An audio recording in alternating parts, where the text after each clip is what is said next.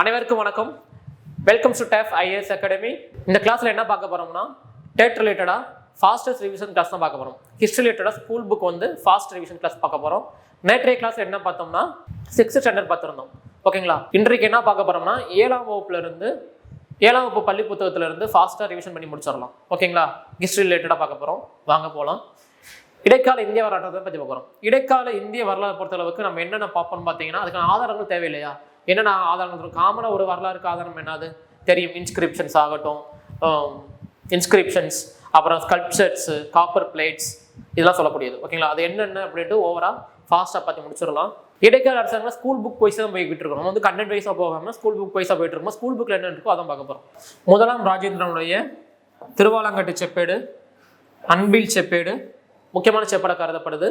Next Kanchipuram மாவட்டத்தில் உத்திரமேறு கல்வெட்டு. இந்த காஞ்சிபுரத்தில் இருக்கக்கூடிய உத்திரமேறு கல்வெட்டு யாருடைய காலத்தை பற்றி சொல்லுதுன்னு பார்த்தீங்கன்னா முதலாம் பராந்தக சோழனுடைய காலத்தை பற்றி சொல்லுது. இதில் தான் பார்த்தீங்கன்னா குடவோலை தேர்தல் முறையை பற்றியும் அந்த குடவோலை தேர்தல் மூலமாக தேர்ந்தெடுக்கப்படக்கூடிய உறுப்பினர்களுடைய தகுதிகளை பற்றியும் கூறப்பட்டுள்ளது. சோழனுடைய காலத்தில் பார்த்தீங்கன்னா நிலங்கள் வந்து தானமாக வழங்கப்பட்டிருக்கும். ஓகேங்களா? நில தானங்களை பற்றி அதுக்கான வகைகள் இருக்குது. அது என்னென்ன வகைகள் அப்படின்ட்டு பார்க்கலாம். வேளாண் வகை அப்படின்னா பார்த்தீங்கன்னா பிராமணர் அல்லாத உடைமையாளருக்கு சொந்தமான நிலங்கள். பிரம்மதேயம் பிராமணருக்கு கொடையாக வழங்கப்பட்ட நிலங்கள். சாலபோகம் கல்வி நிலையங்களை பராமரிப்பதற்காக வழங்கப்பட்ட நிலங்கள். தேவதானம் கோவில்களுக்கு கொடையாக வழங்கப்பட்ட நிலங்கள். பள்ளிச்சந்தம் சமண சமய நிறுவனங்களுக்கு கொடையாக அளிக்கப்பட்ட நிலங்கள். ஓகேங்களா?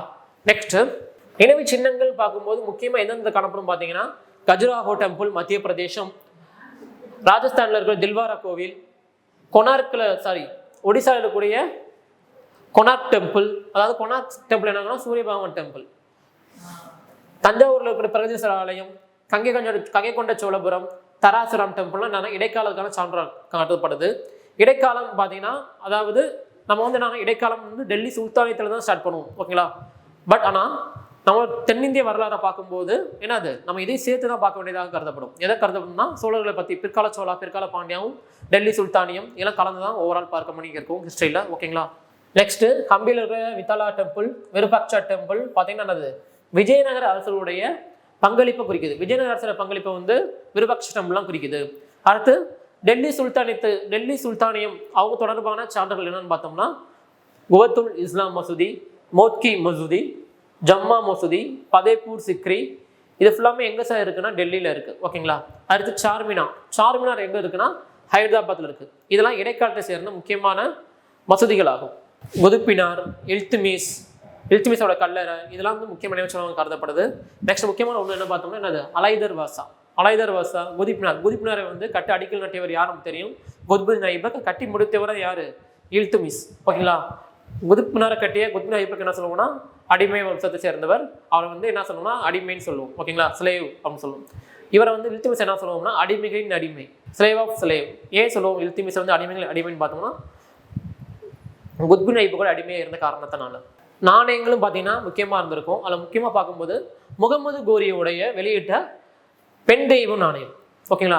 அந்த அந்த பெண் தெய்வம் என்ன பார்த்தீங்கன்னா லட்சுமி வடிவம் பொறித்த தங்க நாணயங்கள்லாம் வெளியிட்டிருப்பார். யாரு? முகமது கோரி. டெல்லி சுல்தானத்தில் பார்த்தீங்கன்னா முக்கியமாக டெல்லி சுல்தானத்தை பொறுத்தளவுக்கு மிக முக்கியமான பார்த்தீங்கன்னா ஜிட்டல் எனும் செப்பு நாணயம். ஓகேங்களா? இல்துமிஸ் அறிமுகம் செய்தது பார்த்தீங்கன்னா டங்கா சொல்லுவாங்க. ஓகேங்களா? ஜிட்டல் அப்படின்னா செப்பு நாணயம், டங்கா அப்படின்னா வெள்ளி நாணயம். ஓகேங்களா? அலாவுதீன் கில்ஜி காலத்தில் பார்த்தீங்கன்னா தங்க நாணயங்கள் இருந்திருக்கும். முகமது பின் துக்ளக்குடைய செப்பு நாணயங்கள் இதெல்லாம் காமனாக பயன்பாட்டில் இருந்திருக்கும். ஒரு ஜிட்டல் அப்படின்னா 3.6 வெள்ளி குன்றிமணி அப்படின்னு சொல்லப்படுவது. அதே நேரத்தில் 48 ஜிட்டலுக்கு எவ்வளோ ஆகும்னு பார்த்தீங்கன்னா ஒரு வெள்ளி டங்கா சமம் சொல்லுது. 48 ஜிட்டல் அப்படின்னா ஒரு வெள்ளி டங்காவுக்கு சமம் அப்படின்ட்டு சொல்லப்படுது. ஆக்சுவலி இந்த இடைப்பட்ட காலத்தில் பக்தி இயக்க காலம் சொல்லுவோம். பக்தி இலக்கிய காலம்னா பொதுவாக தெரியும். சைவம் வைணவம் இருந்திருக்கும். சைவத்தை வந்து பின்பற்றியவர்கள் சைவர்கள், நாயன்மார்கள் சொல்லக்கூடியவங்க. அடுத்து வைணவத்தை பின்பற்றியவர்கள் வைணவர்கள்.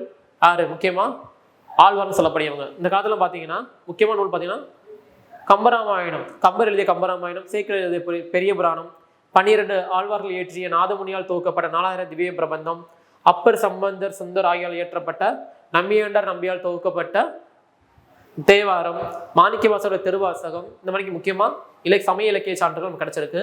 ஜெயதேவர் எழுதிய கீதா கோவிந்தம், அப்புறம் கிருஷ்ணதேவர் எழுதிய அமுக்தமால்யா, கங்காதேவி எழுதிய மதுரா விஜயம், இதெல்லாம் முக்கியமான இலக்கியங்களாக கருதப்படுது. ஓகேங்களா? இந்த மதுரா விஜயம், இந்த அமுக்தமால்யம் பார்த்தோம்னா சமய சார்பற்ற இலக்கியமாக கருதப்படுது. அப்புறம் டெல்லி சுல்தானத்தை பொறுத்தளவுக்கு முகமது பின் துக்ளக்கின் அரசவை வரலாற்றை ஜியாவுத் பர்னி தாரிகி ஃபெரோசாஹி என்னும் நூலை இயற்றியிருப்பார். அடுத்து கியாசுதீன் பால்பன் முதல் ஃபெரோஷா துக்ளக் தொடக்க கால ஆட்சி வரை பார்த்தீங்கன்னா இந்த நூல்னு சொல்லுது. ஃபெரிஸ்டா எழுதிய தாரிகி ஃபெரிஸ்டா நூல் பார்த்தீங்கன்னா முகலாய ஆட்சியை எழுச்சி குறித்து டீட்டெயிலாக சொல்லுது. தபகத் அப்படின்னா என்னன்னு பார்த்தீங்கன்னா அரபி சொல். இதற்கு தலைமுறைகள் அல்லது நூற்றாண்டுகள் என்ற பொருள். தஜுக் அப்படின்னா பாரசீக சொல், இதுக்கு சுயசரிதை என்ற பொருள். தாரிக் அல்லது தாஹ்யூக் அப்படின்னா அரபிய சொல், இது பொருள் என்ன பார்த்தோம்னா வரலாறு, ஹிஸ்டரி. ஓகேங்களா? அவன் பாபர் நாமா, அபுல் ஃபசலின் ஐனி அக்பரி, அக்பர் நாமா, ஜஹாங்கீர் எழுதிய தசிகி ஜஹாங்கிரி, இதெல்லாம் பார்த்தோம்னா முகலாய வம்சத்தை பற்றி நிறைய டீட்டெயிலாக சொல்லுது. அடுத்து நிஜாமுதீன் அகமது என்பவரால் எழுதிய தகபதி அக்பரி, அபுல் ஃபசல் என்ன பண்ணியிருப்பான்னு பார்த்தோம்னா நிறைய சொல்லியிருப்பார். ஓகேங்களா?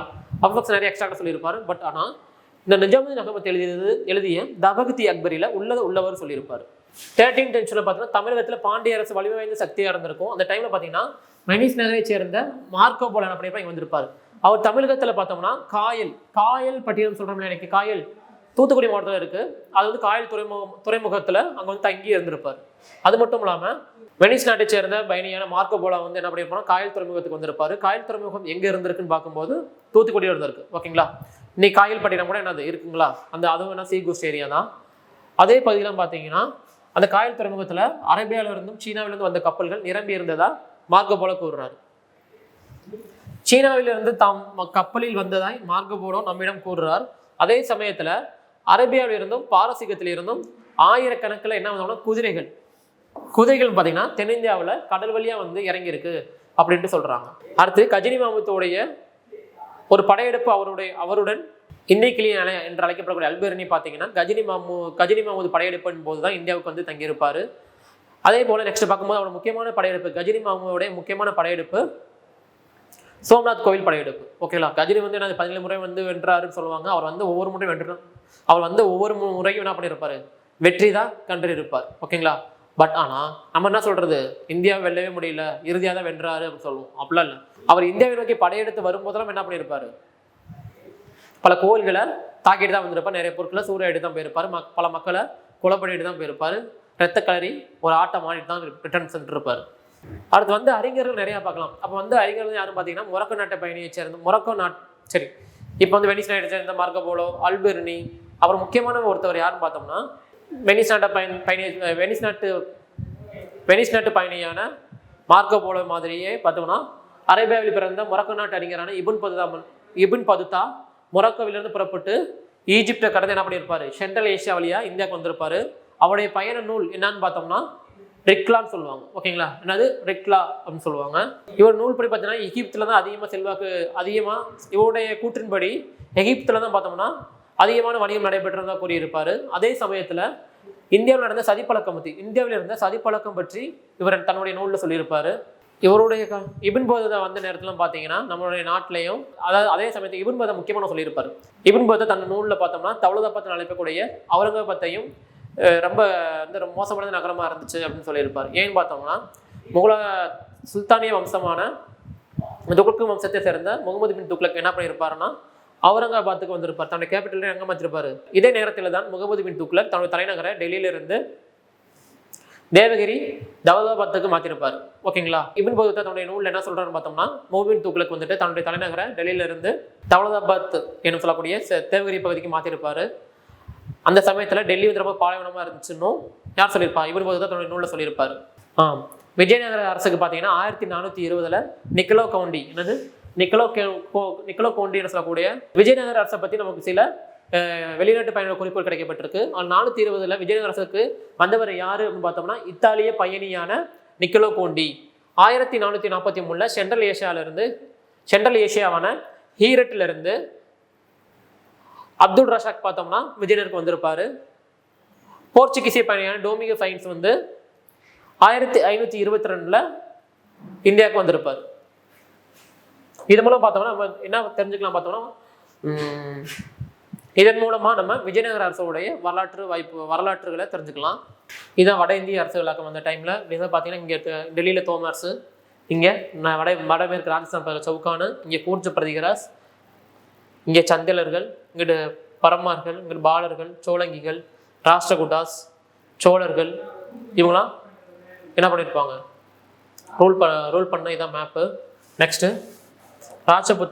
ராஜபுத் என்ற சொல் பார்த்தோம்னா ராஜபுத்திர என்ற வடமொழியில் எடுக்கப்பட்டது. அப்படின்னா பார்த்தோம்னா அரச வம்சம் என்பது இரத்த வாரிசு அல்லது வழித்தோன்றல் அப்படின்ட்டு அர்த்தம். 1647 ஹர்ஷரோட மறைவுக்கு அப்புறம் பார்த்தீங்கன்னா வடக்கு மற்றும் மத்திய இந்தியாவில் பல்வேறு இனக்குழுக்கள் பார்த்தீங்கன்னா தங்களுடைய அரசை நிறுவ முயற்சிப்பாங்க. அப்போ ராஜபுத்திரர்கள் என்ன பண்ணியிருப்பாங்கன்னா தங்களுடைய வம்சாவளி தோட்டத்து மூலமாக கடந்த காலத்துல இருந்து தன்னுடைய புதிய அரசை நிறுவியிருப்பாங்க. அந்த வழியில் பார்த்தீங்கன்னா அவங்க முக்கியமான ஒன்று பார்த்தீங்கன்னா குலங்கள் பார்த்தீங்கன்னா சூரியவம்சி, சூரியகுலம், சந்திரவம்சி அப்படின்னா சந்திரகுலம், அக்னிகுலம் அப்படின்னா என்ன, அப்புறம் தேர்ட் பார்த்தோம்னா அக்னிகுலம். இந்த மாதிரி 3 குலங்கள் இருக்கும். ஜேம்ஸ் பார்த்தோம்னா ஜேம்ஸ் ஸ்டார்ட் எனும் கீழ்த்திசை புலமையாளர் பார்த்தோம்னா முக்கியமான 36 ராஜபுத்திர அரச குலங்களை பற்றி என்ன பண்ணியிருக்காரு, நேம் லிஸ்ட் பண்ணியிருக்காங்க. அவங்களை பார்க்கும்போது மிக முக்கியமானவங்க பார்த்தோம்னா பிரதிகராஸ், சவுகான்கள், பாவரை சேர்ந்த பாமரர்கள், இவங்கெல்லாம் பார்த்தோம்னா முக்கியமானவங்க. ஓகேங்களா. இந்த 4 குலமுறை பார்த்தீங்கன்னா அக்னி குல தோன்றர்கள் சொல்லுவாங்க.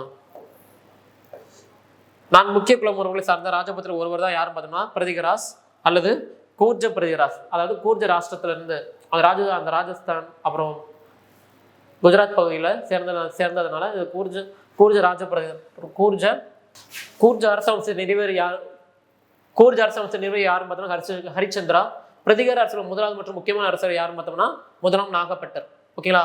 கிபி 8ஆம் நூற்றாண்டு பார்த்தோம்னா ஃப்ரூட் சோத்பூர் பகுதியில் ஆட்சி செஞ்சு தன்னுடைய ஆட்சியை வந்து குவாலியர், மத்திய பிரதேசத்தில் இருக்கக்கூடிய குவாலியருக்கு என்ன பண்ணி எக்ஸ்டெண்ட் பண்ணியிருப்பார். பிரதிகாரில் முக்கியமான பார்க்கும்போது பத்ராசாவுக்கு அடுத்து யார் சார் பதவி ஏற்றுக்கணும் பார்த்தீங்கன்னா 2ஆம் நாகப்பட்டர். பத்ச ராஜாவை தொடர்ந்து யார் சார் பதவிக்கு வருவானா 2ஆம் நாகப்பட்டர் வருவார். அதுக்கடுத்து ராமபத்ரா வருவார். ஓகேங்களா. இவங்களும் இந்த அளவுக்கு சாதனை செஞ்சிருக்க மாட்டாங்க. அதுக்கப்புறம் ராமபத்ராக்கு அப்புறம் யார் சார் முக்கியமான பார்த்தீங்கன்னா மிஹிரபோஜர் வருவார். ஓகேங்களா. மிஹிரபோஜருக்கு அப்புறம் பிரதிகாரம் வந்து தங்களுடைய அதிகாரத்தை வந்து என்ன பண்ணுவாங்க ரொம்ப சிறப்படுத்திக்கிறதுல ரொம்ப முக்கிய பங்காற்றி இருப்பாங்க. அவங்க அடுத்து யாரும் அரேபியர் அச்சுறுத்தல் என்ன பண்ணியிருப்பாங்க, மிஹிரபோஜா வந்து ரொம்ப தந்திரமாக கையாண்டிருப்பார். அரேபியர்கள் வெற்றி கொண்டு தங்கள் கவனத்தை பிரதிகாரம் வந்து கிழக்கு நோக்கி தன்னுடைய பயணத்தை தொடங்கியிருப்பாங்க. இறுதியில் ராஜஸ்தான், மாலவும் அந்த பகுதி ஆண்டு இருப்பாங்க. நெக்ஸ்ட் கன்னோஜி என்ன பண்ணியிருப்பாங்க தன்னோட கைவசத்தில் வச்சிருப்பாங்க. நெக்ஸ்ட் பாலர்கள் பார்த்தீங்கன்னா முக்கியமாக தர்மபாலருடைய காலம் பார்த்தா 770 810 வரைக்கும். இவர் பார்த்தோம்னா முக்கியமான அரசர் தானே யார் இவர். ஓகேங்களா. முக்கியமான அரசர் தர்மபாலர். இந்த பாலவம்சத்தை தோற்றுவித்தவர் தான் யார் பார்த்தோம்னா கோபாலர். அரச பரம்பரையை சேர்ந்தவர் என்ற வரலாற்று பின்னணி பற்றி அவருக்கும் கிடையாது. ஓகேங்களா. அதுக்கப்புறம் தான் ஆட்சிக்கு வந்தவர் யாரும் பார்த்தீங்கன்னா தர்மபாலர். அவரை தொடர்ந்து வந்தவர் யாரும் பார்த்தோம்னா தர்மபாலர் தொடர்ந்து யார் சார் ஆட்சிக்கு வந்திருப்பாரு, அவருடைய மகனான தேவபாலர் வந்திருப்பாரு. அவர் என்ன பண்ணாருன்னா இங்கே கிழக்குனா இந்த பகுதி காமரூபம் அப்படின்னு சொல்லக்கூடிய அசாம் நோக்கி வந்து என்ன பண்ணியிருப்பாருன்னா தன்னுடைய எல்லையை விரிவாக்கம் செய்திருப்பார். அவரும் தலை சிறந்த பௌத்த ஆதரவாளர் இருப்பார். பௌத்தமானது அவங்க என்னன்னா புத்திஸ்ட மத வழிபாடம் கொண்டு இருப்பாங்க. தர்மபாலர் தொடர்ந்து ஆட்சிக்கு வந்தவர் யார் வந்து அவர் மகனான தேவபாலர். அவர் வந்து கிழக்கு நோக்கி காபரூபம் சொல்லக்கூடிய அசாம் வரைக்கும் தன்னுடைய எல்லையை வந்து நீட்டியிருப்பாரு. இவர் மிகச்சிறந்த பௌத்த அரசர் ஆவார். ஓகேங்களா. அதாவது மிகச்சிறந்த புத்த ஆதரவாளர் ஆவார்.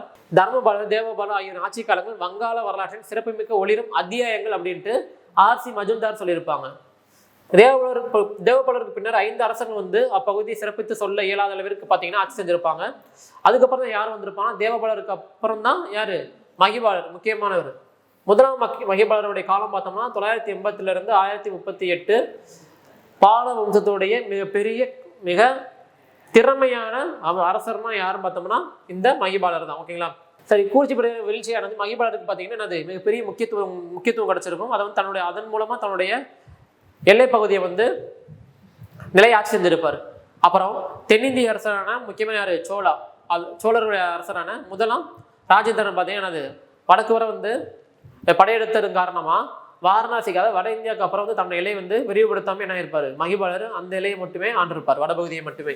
மகிபாலர் இறப்புக்கு அப்புறம் என்ன பார்த்தீங்கன்னா என்னது இவங்க ஆட்சி வந்து டிக்ளைன் ஆயிரும். அதுக்கடுத்து வந்தவங்க யாருன்னு பார்த்தோம்னா சவுகான்ஸ். ஓகேங்களா, மால வம்சத்துக்கு அடுத்து சேன வம்சம் வந்திருப்பாங்க. பட் ஆனால் இப்போ பார்க்க போது சவுகான்ஸ் பற்றி பார்க்கலாம்.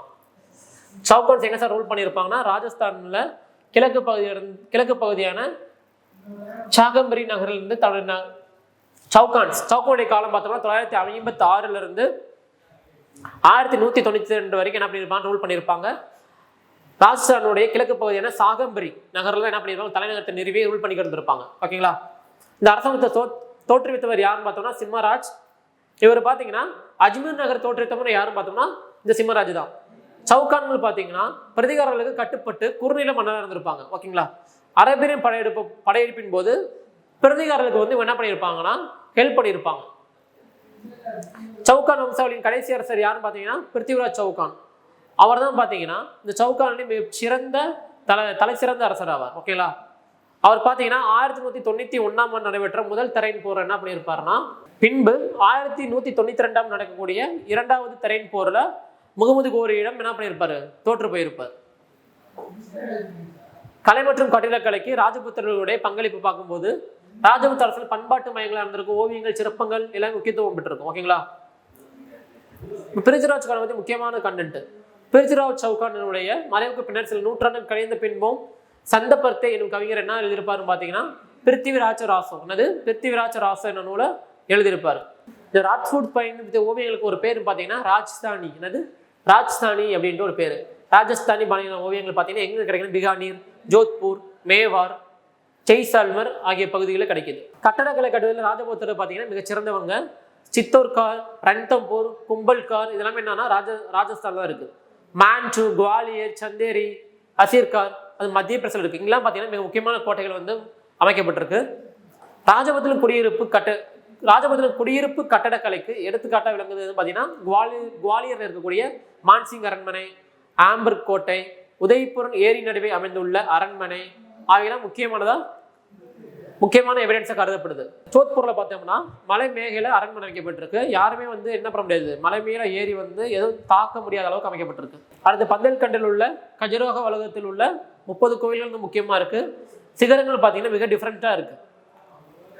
அது மத்திய பிரதேசத்தில் இருக்கக்கூடிய காந்தரியா கோயில், கொனார்க்கில் உள்ள சூரியனார் கோயில், அபுகுன்றில் கட்டப்பட்டுள்ள தில்வார மலை கோயில்லாம் முக்கியமான எவிடன்ஸா இருக்கு. ஜோத்பூர்ல இருந்து 32 மைல் தொலைவில் உள்ள ஊசியான் என்னும் இடத்துல 16 இந்து மற்றும் சமண கோவில்கள் இருக்கான். அபுகுன்றின் மேல் உள்ள சமண கோவில் வெண்மை நிற சலவை கற்கால கட்டப்பட்ட ஒரு கூடமும் உள்ளது அப்படின்ட்டு கூறப்பட்டிருக்கு. நெக்ஸ்ட் பார்க்கும்போது பார்த்தோம்னா பாடல்களின் பண்பாட்டு பங்களிப்பு. பாடல்கள் பார்த்தோம் நேற்று கிளாஸஸ் பார்த்துருந்தோம். மகாயானா நேற்றைய கிளாஸில் பார்த்துருந்தோம். மகாயானா மற்றும் ஹீனயானா புத்திசம் பார்த்துருந்தோம். ஓகேங்களா, இவங்க எந்த பார்த்தீங்கன்னா மகாயானா புத்திசத்தை ஃபாலோ பண்ணுறவங்க. முக்கியமாக பௌத்த கோவிலான முக்கியமான நாலந்தா, விக்ரமசிலமா ஆகிய பல்கலைக்கழகங்களையும் அதெல்லாம் என்ன பண்ணியிருப்பாங்கன்னா பேட்ரனைஸ் பண்ணியிருப்பாங்க, ஆதரிச்சு சப்போர்ட் பண்ணியிருப்பாங்க. இவங்க ஆட்சி காலத்தில் பார்த்தீங்கன்னா திபெத்தில் புத்த மதம் நிறுவப்பட்டிருக்கும். ஓகேங்களா, மிகப்பெரிய புகழ்பெற்ற புத்திஸ்ட் மாங்கண்டு திபெத்திய புத்த மதத்தின் சீர்திருத்தவாதியான யார் பார்த்தீங்கன்னா அதிசா.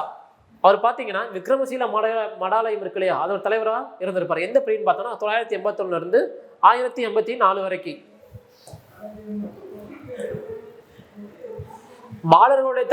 பாலருடைய சப்போர்ட்ல என்ன ஆகும்னா ஒரு தனி ஒரு ஸ்ட்ரக்சர் ஸ்டைல் உருவாயிருக்கும். அதான் என்ன பார்த்தீங்கன்னா பாலரில் கலை அல்லது கிழக்கு இந்திய கலைன்னு சொல்லுவாங்க. ஓகேங்களா, இது எங்கேருந்து காணப்படுதுன்னா பீகார், மேற்கு வங்கம், பங்களாதேஷ் போன்ற பகுதியில் என்னது பாலருடைய கலைப்பாணி காணப்படுது.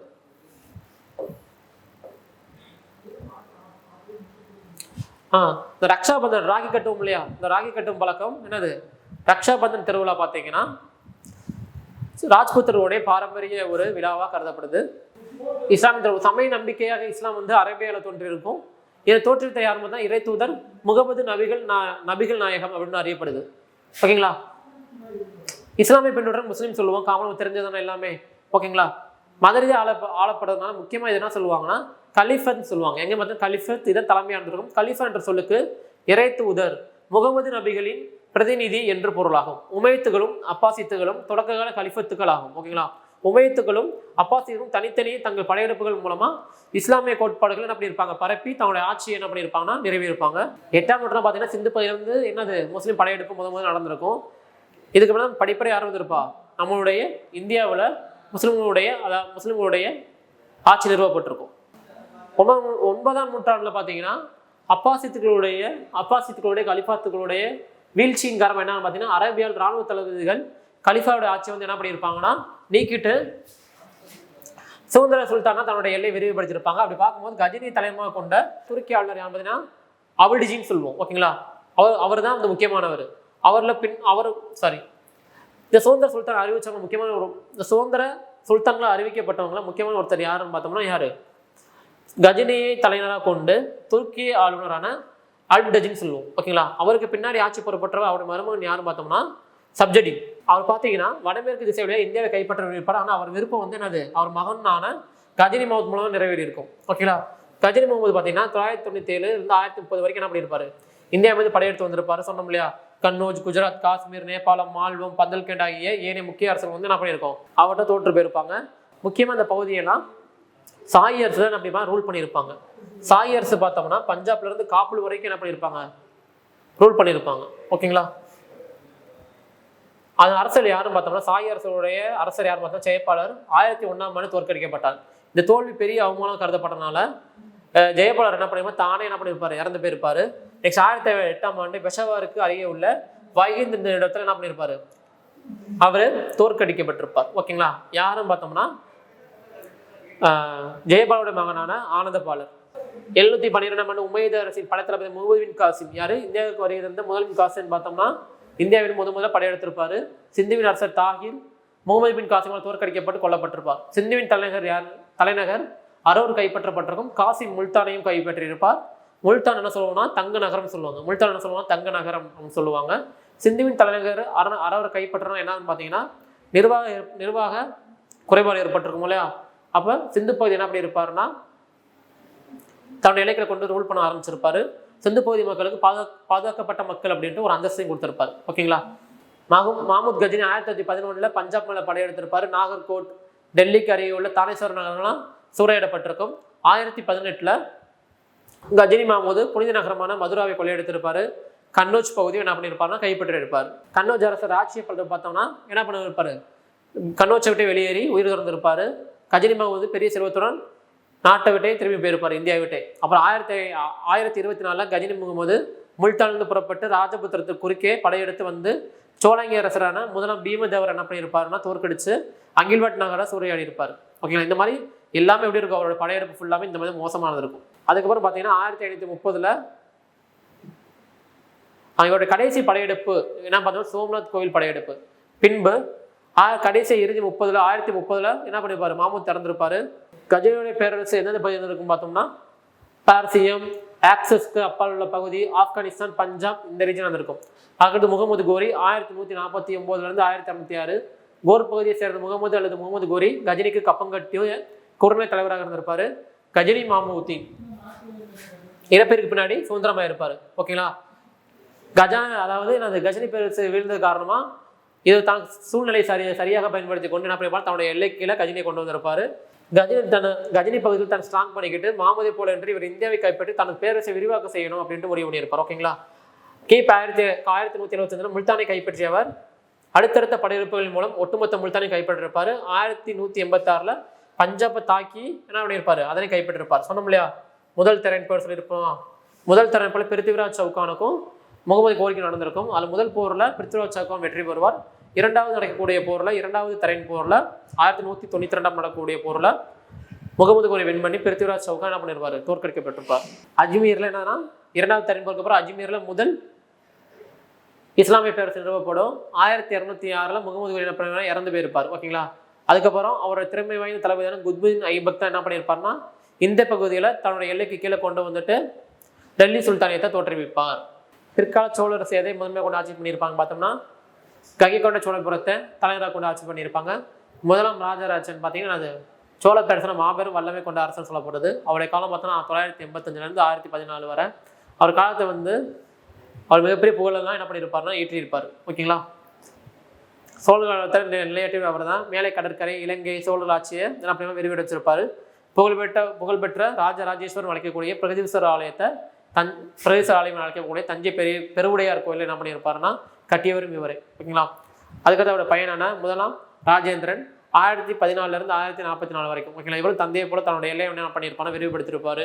இவர் இன்னொரு பேர்கள்லாம் இருக்கு. கங்கையை கொண்டான், கடாரம் கொண்டான்னா இன்னொரு பேர் இருக்கு. இவர் வந்து கங்கை கொண்ட சோழபுரத்தான் அப்படி இருப்பார்னா கட்டியிருப்பார். ஓகேங்களா, அதுக்கு சோழபுரத்தை சரியாக பார்த்தோம்னா முதலாம் ராஜேந்திரனுக்கு அப்புறம் பரவியற்ற மூவர் திறமையற்ற அரசராக இருப்பாங்க. முதலாம் ராஜேந்திரன் பின் வந்தவர்கள் யாருமே திறமை இல்லாத காரணத்தினால மூன்றாவது பதவியேற்ற வீரராஜேந்திர மகனான அதிராஜேந்திரன் பார்த்தீங்கன்னா உள்நாட்டு கலவரம் கொல்லப்பட்டிருப்பார். அவருடன் விஜயாலயனின் வழி வந்து ஆட்சி முடிவுக்கு வந்திருக்கும். அதுக்கப்புறம் பார்த்தீங்கன்னா அதிராஜின் மறைவை கேள்விப்பட்டவன் கீழே சாளுக்கிய இளவரசரான ராஜேந்திர சாளுக்கியன் சோழ அரியணை கைப்பற்றியிருப்பார். முதலாம் குலோத்துங்கன் என்ற பெயர்ல சாளுக்கிய சோழ வம்சத்தின் ஆட்சியின் தொடங்கி வச்சிருப்பாரு. சோழ அரியணைக்கு ஏற்பட்ட அச்சுறுத்தல்களை விரைவில் ஒழித்து கட்டி முதலாம் குலோத்துங்கன் வந்து தன்னுடைய நிலையை உயர்த்தி கட்டியிருப்பார். ஓகேங்களா, 1279 பாண்டியரசனான முதலாம் மாறவர்மன் குலசேகர பாண்டியன் மூன்றாம் ராஜேந்திர சோழனை தோற்கடிச்சு பாண்டியர் ஆட்சியை இன்றைய தமிழகத்தில் நிறைவேறுப்பார். இவங்க ஆட்சி எப்படின்னு பார்த்தீங்கன்னா மத்திய அரசு நிர்வாகம் அரசின் நேரடி கட்டுப்பாட்டில் இருக்கும். நாட்டின் தலைமை பொறுப்பில் இருந்த அவர் பெருமளவு அதிகாரத்தை கொண்டிருப்பார். அரசரின் ஆணைகள் அவருடைய அதிகாரிகளால் பனையோலில் எழுதப்பட்டிருக்கும் அல்லது கோவில்களில் சூழலில் பொறிக்கப்பட்டிருக்கும். ஓகேங்களா, அரசர் மூத்தமான தன்னோட வாரிசை தெரிவு செஞ்சிருப்பார். மூத்தவன் வந்து யுவராஜன் அப்படின்ட்டு அழைக்கப்பட்டிருப்பார். ஓகேங்களா, சோழ அரசன் நன்கு கட்டமைக்க நிர்வாக முறையை உருவாக்கி இருப்பாங்க. நிர்வாக வசதிக்காக பேரரசு மண்டலங்களாக பிரிக்கப்பட்டிருக்கும். ஒவ்வொரு மண்டலமும் பல நாடுகளாக பிரிக்கப்பட்டிரும். பல நாடுகளும் பல கூற்றங்களாக பிரிக்கப்பட்டோம். இந்த பல கூற்றங்கள் தான் இந்த கூற்றங்கள் அப்படின்னா பல கிராமங்களின் தொகுப்பு அப்படின்னு சொல்லலாம். ஓகேங்களா, கிராமமே நிர்வாக அமைப்புடைய அடிப்படை அழகாகும். உள்ளாட்சி பார்த்தோம்னா ஊரார், சபையோர், நகரத்தார், நாட்டார் என்ற அமைப்புகள் மூலமாக செயல்பட்டிருக்கும். வேளாண்மை விரிவாக்கத்தால் கிராமப்புறங்கள் அதிக எண்ணிக்கையில் விவசாயிகள் குடியிருப்புகள் உருவாயிருக்கும். ஓகேங்களா, அவை ஊர்கள் என சொல்லப்பட்டிருக்கும். பிராமணர் கிராமங்களைச் சேர்ந்த சபையோர் பொது நிர்வாகத்தையும் நிதி நிர்வாகத்தையும் நீதி வழங்குதலையும் மேற்கொண்டிருப்பாங்க. ஊர் சபை, நகரம், நாடு ஆகியவற்றில் இருந்த மன்றங்கள் பல்வேறு குழுக்கள் மூலம் பணிகளை மேற்கொண்டிருப்பாங்க. இக்குழுக்கள் பார்த்தீங்கன்னா நீர்ப்பாசனம், சாலைகள், கோவில்கள், தோட்டங்கள், வரி வசூல், மத விழாக்கள் நடத்துதல் இந்த போன்ற பணிகளை செஞ்சிருப்பாங்க.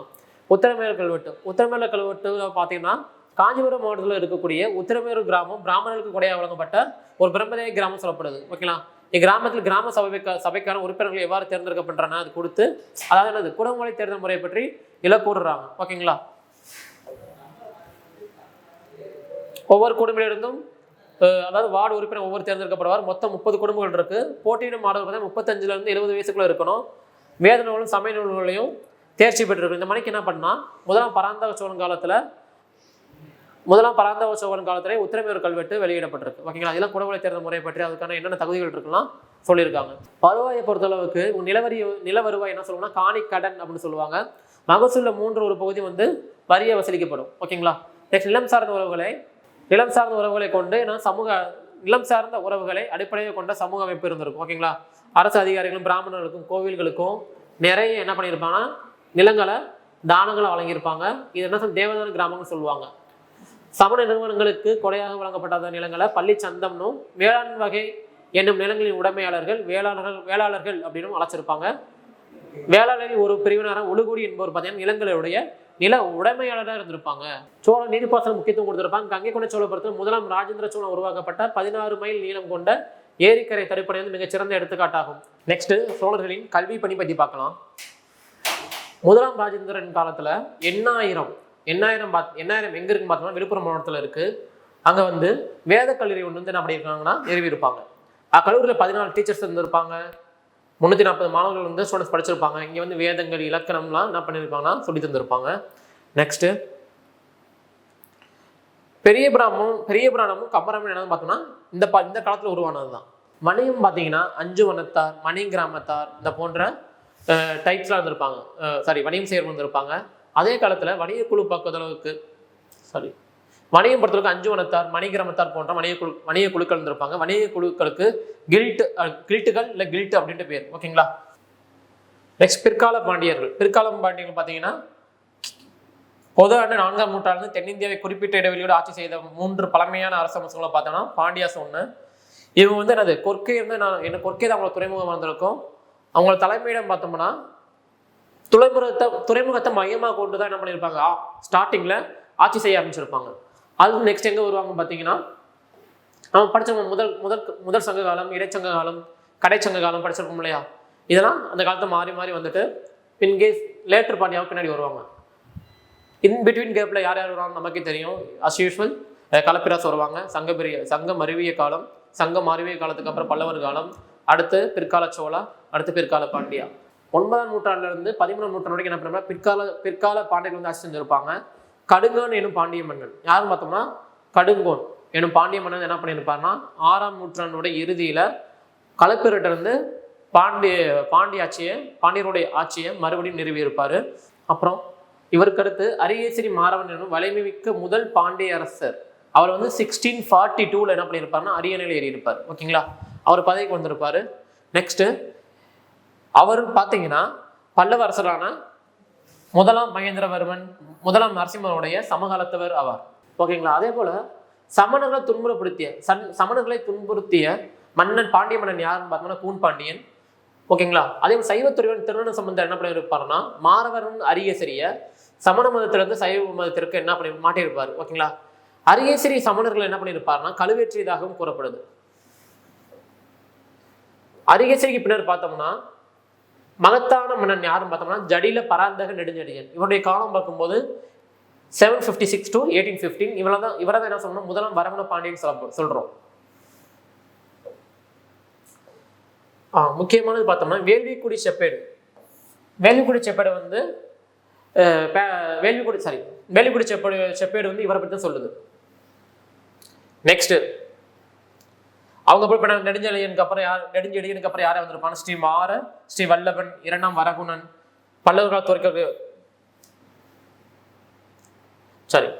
வேலுக்குடி செப்பேடு கொலையாளி யாரும் பார்த்தோம்னா யாரு, ஜடில பராந்தக நெடுஞ்செழியன். இவங்களுக்கு அப்புறம் பார்க்கும்போது ஸ்ரீ வல்லபன், 2ஆம் வரகுணன் வந்திருப்பாங்க.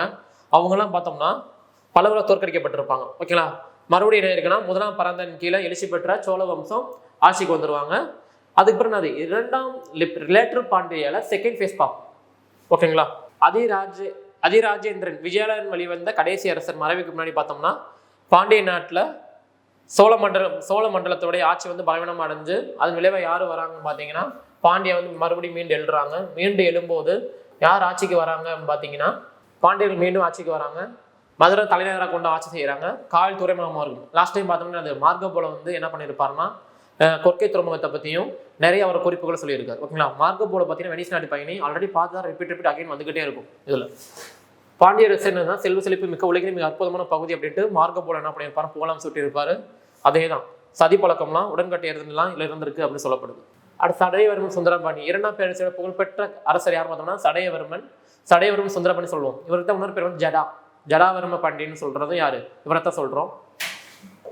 ஒட்டுமொத்த தமிழ் தனது கட்டுப்பாட்டு கொண்டு வந்தவர் பார்த்தீங்கன்னா ஆந்திர மாநிலமான நெல்லூர் வரைக்கும் என்ன பண்ணியிருப்பாரு, தன்னோட ஆட்சியை வந்து எக்ஸ்டெண்ட் பண்ணியிருப்பாரு.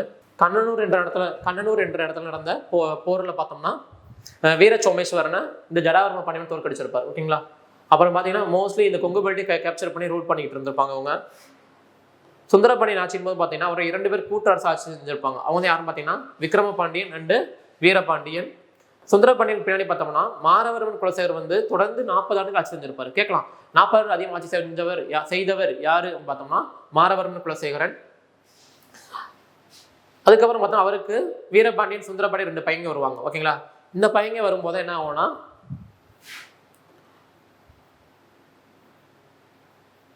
வீரபாண்டியனை வந்து என்ன கூட்டு அரசர் நியமனிச்சுன்னா சுந்தரபாண்டியன் கோவப்பட்டு என்ன பண்ணிடுவான்னா டேரக்டா டெல்லி அலாவுதீன் கில்ஜின்னு போயிடுவான்.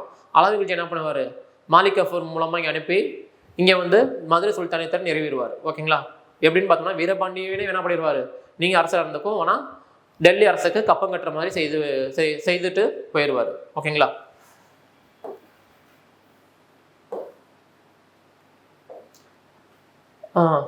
நம்ம சங்க இலக்கியம் என்ன சொல்லியிருக்காங்கன்னா மதுரையை கூடல் நகர், கூடல் மாநகர், முக்கூடல் இந்த மாதிரி மதுரை சொல்லியிருப்போம். அந்த அரசர்கள் என்ன சொல்லுவாங்க பார்த்தோம்னா கூடல் நகர் காவலன் இந்த மாதிரி சொல்லுவாங்க. ஓகேங்களா, அரசர் வந்து மனுசாஸ்திரன்படி என்ன பண்ணியிருப்பாரு ஆட்சி செஞ்சிருப்பான்னு சொல்லுவாங்க.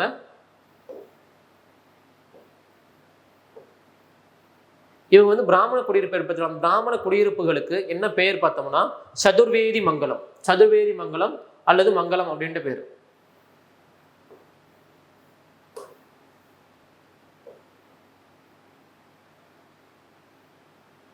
உண்மையான உடையார்களை புத்திரர் அல்லது வேளாளர்கள் அப்படின்னு சொல்லுவோம். வரலாற்று ரீதியாக அப்பகுதியை சேர்ந்த மக்களை நாட்டு மக்கள் சொல்லுவோம். ஓகேங்களா, இந்த ஒட்டுமொத்தமாக ஒன்றிணைந்த மன்றத்தை நாட்டு மக்கள் ஒன்றிணைந்த மன்றமை சித்திரமேலிய பெரிய நாட்டார் அப்படின்னு சொல்லுவோம். அரசு அதிகார பொறுத்தளவுக்கு பிரதம மந்திரி வந்து உத்தர மந்திரி அப்படின்ட்டும் அழைக்கப்படுறோம். சரி, அரசு அதிகாரிகள்ல பிரதம மந்திரி உத்தர மந்திரின்னு அழைக்கிறோம். மிக முக்கிய வரலாற்று ஆளுமைகளான மாணிக்கவாசர், குலச்சிறையார், மாறன்காரி இவங்களாம் யாருடைய பாண்டியர்களுடைய அமைச்சர்களை பங்கேற்று இருப்பாங்க. அரசு செயலகம் எழுத்து மண்டபம் அப்படின்னு அழைக்கப்படுது. மிகவும் மதிக்கப்பட்ட அதிகாரிகள் யாருன்னு பார்த்தோம்னா மாறன் ஏயினன், சாத்தன் கணபதி, ஏனாதி சாத்தன், திற அப்படின்னா திறன், மூர்த்தி அப்படின்னா ஏயினன். ஓகேங்களா? அது மட்டும் இல்லாமல் பள்ளி, வேலன், பராந்தகன், மாறன் ஆதித்தன், தென்னவன், தமிழ்வேல் ஆகிய பழத்தளபதிகளோட பட்டங்களாகும். இதெல்லாம் நிர்வாக பொறுத்தளவுக்கு பல மண்டலங்களாக பிரிக்கப்பட்டிருக்கும். பல மண்டலங்கள் வள நாடுகளாகும், வள நாடுகள் பல நாடுகளாகும், நாடுகள் கூற்றங்களும் பிரிக்கப்பட்டிருக்கும். நாடுகளை வந்து நாட்டார் வந்து ஆட்சி செஞ்சிருப்பாங்க. நாடுகளும் கூற்றங்களும் மங்களம், நகரம், ஊர், குடியனும் குடியிருப்புகளை கொண்டிருக்கும். ஓகேங்களா?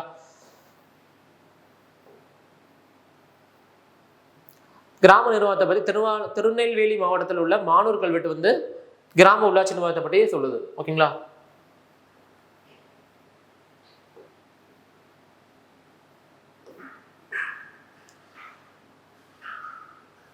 இவங்க வந்து இடைக்கால பாண்டியரை பொறுத்தளவுக்கு இடைக்கால பாண்டியர்களும் பிற்கால பாண்டியர்களும் புதிய கோவில் எதுவுமே என்ன பண்ணியிருக்க மாட்டாங்கன்னா உருவாக்கி இருக்க மாட்டாங்க. பட் ஆனால் புதிய பெரிய பெரிய கோபுரம் கட்டியிருப்பாங்க, பெரிய பெரிய மண்டபங்களை வந்து அமைச்சிருப்பாங்க. ஓகேங்களா? மதுரை மீனாட்சி அம்மன் கோயில் என்ன பண்ணியிருப்பாங்கன்னா அதுக்கு ரொம்ப கொடை எடுத்திருப்பாங்க. அது மட்டும் கோயிலை வந்து அதிகமாக பில்ட் பண்ணி எக்ஸ்டெண்ட் பண்ணியிருப்பாங்க.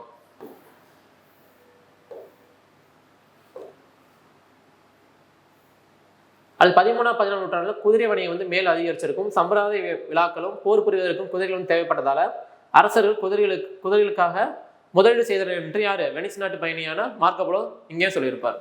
அப்போ பாண்டியரை பற்றி யார் சார் அதிகமாக சொல்லியிருக்காங்கன்னு பார்த்தோம்னா மார்க்கோபோலோ அதிகமாக சொல்லியிருப்பார். சரி, ஓகே. ரிவிஷன் என்ன பண்ணணும்னா மெதுவாக போக கொஞ்சம் ஃபாஸ்ட்டாகி பார்த்துடலாம். நெக்ஸ்ட் பார்க்க போகிறது டெல்லி சுல்தான் பற்றி பார்க்க போகிறோம். ஓகேங்களா? டெல்லி சுல்தானியத்தை பற்றி பார்க்க போகிறோம். டெல்லி சுல்தானியத்தை நிறைவேற யாருன்னு பார்த்தோம்னா யார்? குத்புதீன் ஐபக். ஓகேங்களா? இவர் வந்து பண்டான் சொல்லக்கூடிய அடிமையாக தான் வந்திருப்பார். ஓகேங்களா? இப்போ பார்க்கும்போது எப்போ இவர் வந்து டெல்லி சுல்தானை நிறைவேறுப்பார் பார்த்தோம்னா 1206 நிறைவேறுப்பார். ஓகேங்களா? நிறைவேற்பேர்னா குத்புதீன் ஐபக். ஓகேங்களா? இவர் தன்னோட தலைநகரத்தை டெல்லியிலேருந்து லாகூர்லேருந்து டெல்லிக்கு மாற்றிருப்பார். இவர் தான் என்ன பண்ணியிருப்பார்னா குதுப்பினாருக்கு அடிக்கல் நாட்டியிருப்பார். ஓகேங்களா? குதுப்பினார் யாருடைய ஞாபகமாக கட்டப்படும் பார்த்தீங்கன்னா பக்தியார் இருக்கார் இல்லையா, பக்தார் நினைவாக தான் பார்த்தோம்னா குதுப்பினர் கட்டப்படும். ஓகேங்களா? அப்போ குதிமோரை கட்ட அடிக்கல் நாட்டிய இவர் தான் 1210 போலோ விளையாட்டின் போது என்ன ஆகும்னா இவர் இறந்து போயிடுவார். நெக்ஸ்ட் இல்துமிஸோட காலம் பார்த்தோம்னா 1236. ஓகேங்களா? அதே போல் டெல்லி பொறுத்து மொத்தம் 5 வம்சம் இருக்குது. அடிமை வம்சம், கில்ஜி வம்சம், துக்ளக் வம்சம், சையது வம்சம், லோடி வம்சம். இவங்க வந்து அடிமையாக வந்தனால அடிமை வம்சம் சொல்கிறோம். மம்லுக் அப்படின்னா அடிமை அப்படின்ட்டு அர்த்தம். ஓகேங்களா? இவருக்கு அப்புறம் வந்தவர் தான் யார்? இல்துமிஸ். இவரும் பார்த்தீங்கன்னா இல்துமிஸை வந்து ஸ்லேவ் சொல்லுவோம், அடிமைகளின் அடிமை. குத்புதீன் ஐபக்கோட அடிமையாக இருந்தவர் யார் பார்த்தோம்? இல்துமிஸ். ஓகேங்களா? இவர் பார்த்தீங்கன்னா துருக்கியர் இருக்காங்க இல்லையா, துருக்கிய பிரபுகளை கொண்ட 40 குழுவை அமைச்சிருப்பார். 40 பேர் கொண்ட குழுவை அமைச்சிருப்பாரு. அந்த குழுக்கு பேர் சால்கானி அல்லது 40 முறை அப்படின்ட்டு அர்த்தம். ஓகேங்களா? இவர் வந்து பார்த்தீங்கன்னா அந்த படையை பாதுகாக்கிறவங்க என்ன பண்ணியிருப்பார்? நிலங்களை ஒதுக்கி இருப்பார். ஓகேங்களா? நிலங்களை வந்து என்ன பேருன்னு பார்த்தோம்னா நம்ம அந்த வெஸ்டர்ன் லாங்குவேஜில் இக்தா அப்படின்னு நினைப்போம். ஓகேங்களா? இந்த இக்தாவை நிறைவேற்றவங்க பேர் பார்த்தீங்கன்னா இக்தா தாஸ்ன்னு அர்த்தம். சரி, ஓகே. இவர் பார்த்தீங்கன்னா அரபி நாணய முறையை இன்ட்ரோடியூஸ் பண்ணியிருப்பாரு. இல்துமிஸ்க்கு அப்புறம் இல்துமிஸோட மகன் இறந்து போனதுனால இவர் என்ன பண்ணியிருப்பாருன்னா தன்னுடைய மகளான ரஷனா சுல்தாவை தன்னுடைய வாரிசு அறிவிச்சிருப்பாரு. ரஷனா சுல்தானா என்ன பண்ணுவாங்கன்னா தன்னுடைய அபிசினிய அடிமை அல்லது எத்தோப்பிய அடிமை என்று அழைக்கக்கூடிய யாகூப் இருக்கார் இல்லையா, யாகூப் வச்சு என்ன பண்ணுவாங்கன்னா இவங்க படைத்தலை நியமிச்சிருப்பாங்க. அது மட்டும் இந்தியாவுடைய முதல் பெண்ணரசி சொல்லப்படுறவங்க யாரு? ரஷியனா சுல்தானா தான். இந்த ரஷியனா சுல்தானை பொறுத்தளவுக்கு அந்த அபிசினிய அடிமை அல்லது எத்தோப்பிய அடிமை வச்சிருக்கனால துருக்கி பிரபுகள் கோபம் அடைவாங்க. அதனால இவங்க ஆட்சி சூழ்ச்சி செய்யப்பட்டு வீழ்த்தப்பட்டிருக்கும் 1240. அதுக்கடுத்து இவங்களுக்கு அடுத்த யார் வரும் பார்த்தா ரஷ்யா சுல்தானுக்கு நிறைய பேர் வருவாங்க. மூணு அரசர்கள் வருவாங்க. அவங்க திறமை இல்லாத காரணத்தினால கியாசுதீன் பால்பன் வந்து ஆட்சிக்கு வருவார். கியாசுதீன் பால்பன் வரும்போது அவருக்கு ஒத்துழைக்க சால்கனி முறை ஒழிச்சிருப்பாரு. அது மட்டும் இல்லாமல் இந்திய கிளி என்று அழைக்கக்கூடிய அமீர் குஷ்ரோ வந்து இவருடைய அவையில் இருந்திருப்பார். நெக்ஸ்ட் இவருடைய வாரிசான யாருன்னு பார்த்தோம்னா கைகுபாத் இவருடைய மகன். இவரோட பேரன் யாருன்னு பார்த்தோம்னா கையுமார். கைக்குபாத்தையும் கையுமாரையும் கொலை பண்ணிட்டு தான் என்ன பண்ணுவாருன்னு பார்த்தோம்னா கில்ஜி வம்சத்தை வந்துட்டு ஜலாலுதீன் கில்ஜி வந்து தோற்றுவிப்பார். ஓகேங்களா. ஜலாலுதீன் கில்ஜி பார்த்தீங்கன்னா கிபி 1290 கில்ஜி வம்சத்தை தோற்றுவிப்பார். இவரும் பார்த்தோம்னா யாரு யாதவர்கள் தேவரி ஆண்ட யாதவர்கள் தோற்கடிச்சிட்டு வரும்போது ரிட்டர்ன் ஆகும்போது அலாவுதீன் கில்ஜியால என்ன பண்ணுவாருன்னா கொலை செய்யப்படுவார். இந்த அலாவுதீன் கில்ஜின்னு யாருன்னு பார்த்தோம்னா யாரு இவருடைய சகோதர வழி பையன் தான் யாரு அலாவுதீன் கில்ஜி. ஓகேங்களா. அலாவுதீன் கில்ஜி வந்து என்ன பண்ணியிருப்பார், ரொம்ப ரத்த கலரியானவர், ரொம்ப மோசமானவர் அப்படின்னு நம்ம தெரிஞ்சிருக்கோம். பட் ஆனால் அவர் அந்த அளவுக்குலாம் மோசமானவர் அல்ல. தேவேரி யாதவ், துவாரசமுத்திரம் ஹொய்சாலா, வாரங்கல் ஆண்ட காக்கத்தீயர், மதுரை பாண்டியர்களை வந்து தன்னுடைய கீழே கொண்டு வந்திருப்பார். ஓகேங்களா. இவர் தான் என்ன பார்த்தோம்னா மாலிக் கஃபூர் இருக்கார் இல்லையா, இவருடைய படைத்தளபதி மாலிக் கஃபூர் தான் என்ன பண்ணியிருப்பாருன்னா நம்மளுடைய தென்னிந்திய படையெடுப்புக்கு தளபதியை நியமிச்சு அனுப்பிச்சு வச்சிருப்பார். இவர் முக்கியமான சூறையாடல் முக்கியமான ஒன்று சித்தூர் சூறையாடல்.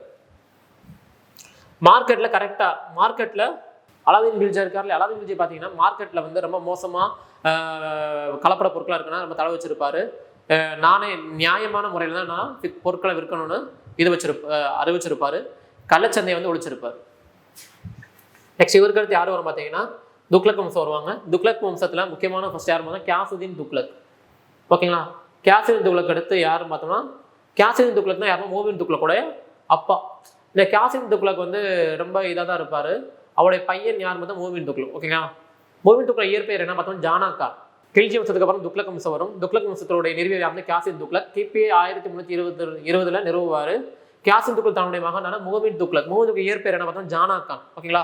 இந்த ஜானாக்கானை வந்து கிழக்கு பகுதிகளுக்கு என்ன பண்ணியிருப்பார், தலைவர் நியமிச்சு ரன் பண்ணியிருப்பாரு. ஜானாக்கான் சூழ்ச்சி செய்யப்படுதா என்ன பண்ணுவார்னா அப்பாவை கொண்டு இருப்பாரு அப்படின்ட்டு ஒரு வாக்கில் சொல்லப்படுது. பட் அது உண்மையா பொய்யான்னு தெரியல.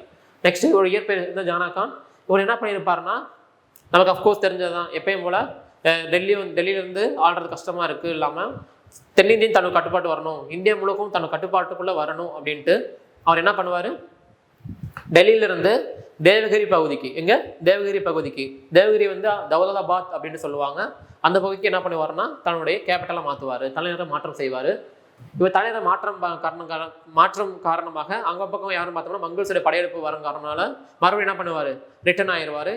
இந்த நிலைமையில நாடு வந்து நிதி ரிலேட்டடாக ரொம்ப மோசமான நிலைமையில இருக்கும். அப்போதான் என்ன வந்து பார்த்தோம்னா நிலவரியை வந்து பணமாக வாங்குவார், செப்பு நாணயங்களை வெளியிடுவார். அது ரொம்ப லோ குவாலிட்டியாக இருக்கனால என்னது பிளாக் மார்க்கெட்டில் ரொம்ப காயின்ஸ் வந்து ரொம்ப மோசமான நிலையில் விற்கப்படும். அப்பெல்லாம் இருக்கும்போது இவர் வந்து அதை ஒழிக்க முற்பட்டிருப்பார். நிலவரி ரொம்ப அதிகமாக வச்சிருப்பார். ஓகேங்களா. அது 1351 மார்ச் 23 என்ன பண்ணிருப்பாரு, இறந்து போயிருப்பாரு. அடுத்து ஃபெரஷா துக்ளக் பார்த்தோம்னா 1351 1388 வரைக்கும் ஆட்சி செஞ்சிருப்பாரு. இவரை பொறுத்தவரைக்கும் மேக்சிமம் என்ன பார்த்தோம்னா இந்த துக்ளக்காபாத் துக்ளக்காபாத், ஃபெரஷாபாத் இதெல்லாம் உருவாக்கியிருப்பார். யாரு, ஃபெரஷா துக்ளக். ரொம்ப தோட்டங்களை வந்து நிர்வகிக்கல ரொம்ப ரொம்ப விருப்பமாக இருக்கும். அதனால 1200 தோட்டங்களை வந்து இவர் என்ன பண்ண உருவாக்கியிருப்பார். நீர்ப்பாசனத்துக்கு ரொம்ப பேட்டரேஜ் பண்ணி நீர்ப்பாசனம் அதிகப்படுத்தியவர் யார் பார்த்தோம்னா இதே ஃபெரஷா துக்ளக் தான்.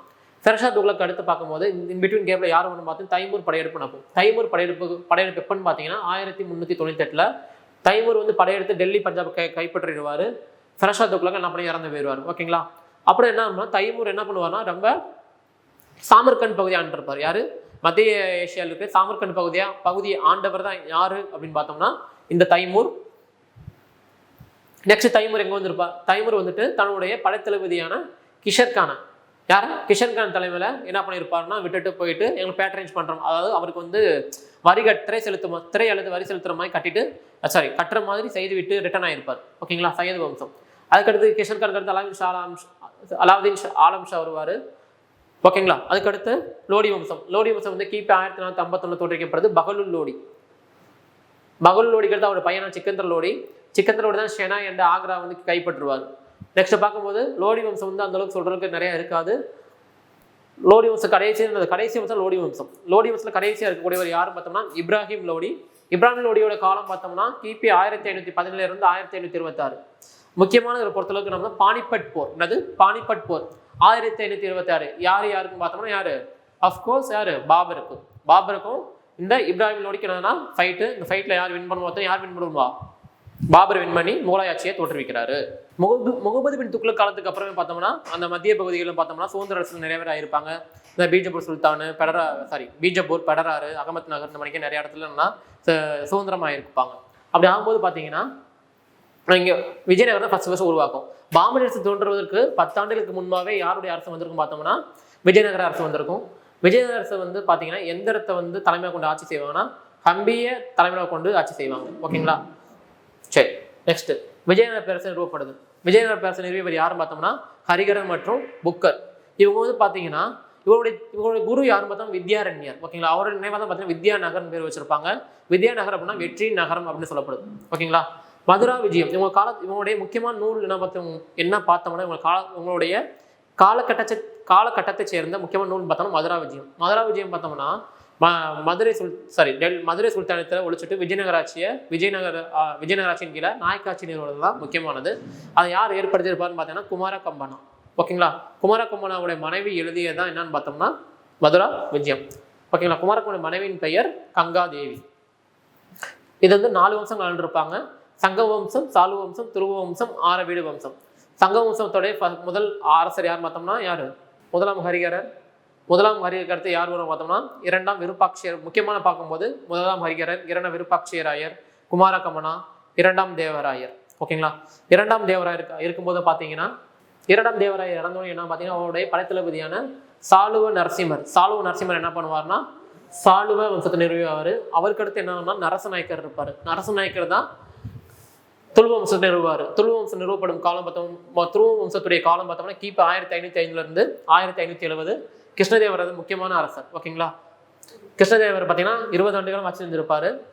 கிருஷ்ணதேவர் காலத்தில் அதிகமான கோபுரங்கள் உருவாக்கப்பட்டிருக்கும் கோயிலில். அதனால என்ன பண்ணும், அதனால அதுக்கு ராயகோபுரம் அப்படின்ட்டு கிருஷ்ணதேவராயரை பெருமைப்படுத்தும் விதமாக ராயகோபுரம் அப்படின்ட்டு அழைக்கப்படுறாங்க. சரி, முக்கியமான கோயில் பார்த்தீங்கன்னா ஹம்பியில் கிருஷ்ணசுவாமி கோயில், ஹசாரா ராமசுவாமி டெம்பிள், வெட்ல சுவாமி கோயில், இதெல்லாம் முக்கியமான கோயில் சொல்லலாம். இவரோட அமைச்சர்ல பார்த்தீங்கன்னா அஷ்டதி கஜங்கள் என்று அழைக்கப்படக்கூடிய 8 அமைச்சர்கள் இவருடைய அமைச்சர்கள் இருப்பாங்க. நந்தித்திமன், அலசாமி பெத்தனா, இவங்களாம் முக்கியமானவங்க. அடுத்து தலைக்கோட்டை போர் யார் யாருக்கும் பார்த்தோம்னா விஜயநகர பேரரசுக்கும் 1525 விஜயநகர பேரரசுக்கும், தலைக்கோட்டை போர் ராஜசி தங்கடி போர்னு சொல்லுவோம் 1565 விஜயநகரத்துக்கும், தக்காணத்தை ஆண்ட சுல்தானியங்களான பகுதிகளுக்கும் அது சுல்தானிய கூட்டமைப்புக்கு ஃபைட் நடந்திருக்கும். அதில் யார் தோற்று போயிருப்பாங்க, விஜயநகர பேரரசு தோற்று போயிருப்பாங்க. ஓகேங்களா? இதை முதலாம் தலைக்கோட்டை போர் சொல்றது. அந்த சுல்தானி படை யாருன்னு பார்த்தோம்னா பெட்டான, பீஜப்பூர், அகமத் நகர், கோல்கொண்டா இந்த பகுதி ஆண்ட சுல்தான்களுடைய கூட்டமைப்பு. நெக்ஸ்ட் ஆரவீடு வம்சம். இவங்களுக்கு அடுத்து ஆரவீடு வம்சம் வரும். இதை யார் தொடங்கியிருப்பாங்கன்னா திருமலை தேவராயர் தான் தொடங்கி வச்சிருப்பாரு. இல்லை முக்கியமாக பார்த்தீங்கன்னா தலைநகர் எங்கே மாற்றிருப்பாங்கன்னா ஹம்பியிலிருந்து பெனுகொண்டாவுக்கு சேஞ்ச் பண்ணியிருப்பாங்க. ஓகேங்களா? அதுக்கு பொருளாதார பொறுத்தளவுக்கு தங்க நகைகள் தங்க நாணயங்கள் என்ன சொல்லுவாங்கன்னா வராகன் நம்ம சொல்லுவாங்க. இவருடைய காலத்தை பொறுத்தவரை முக்கியமான பார்த்தீங்கன்னா அப்துல் ரசாக். யாரு? அப்துல் ரசாக் என்னன்னு பார்த்தோம்னா சென்ட்ரல் ஏஷியா வந்திருப்பாரு. இந்த அப்துல் ரசாக் தான் என்ன சொல்லியிருப்பாருன்னு பார்த்தோம்னா நான் என்ன பண்ணேன்னா இங்கேருந்து வரும்போது, அதாவது டெல்லியிலிருந்து வரும்போது ஒரு முக்கியமான பொருளாதார நிலையை பற்றி அப்துல் ரசாக் இவருடைய பொருளாதார நிலையை பற்றி அப்துல் ரசாக் ரொம்ப விவரிக்கிறாரு. அப்படி விவரிக்கும் போது இது அதாவது யார் பார்த்தோம்னா பாமணி பற்றி சொல்றாரு, விஜயநகர் பற்றியே சொல்லியிருக்காரு நிறைய. அவர் இலக்கிய பங்களிப்பு பார்க்கும்போது முக்கியமாக பாண்டரக மகாமத்தியம், மனுச்சரிதம், அமுக்தமல்யா அண்டு ஜாம்பவதி கல்யாணம். அமுக்தமல்யா யார் எழுதுனான்னு பார்த்தோம்னா யாரு? தெலுங்குல கிருஷ்ணதேவராயர் எழுதியிருப்பாரு. ஜாம்பவதி கல்யாணம் பார்த்தோம்னா என்னது? இது ஒரு நாடக நூல். அமுக்தமல்யா பார்த்தோம்னா ஒரு காவியம். ஓகேங்களா?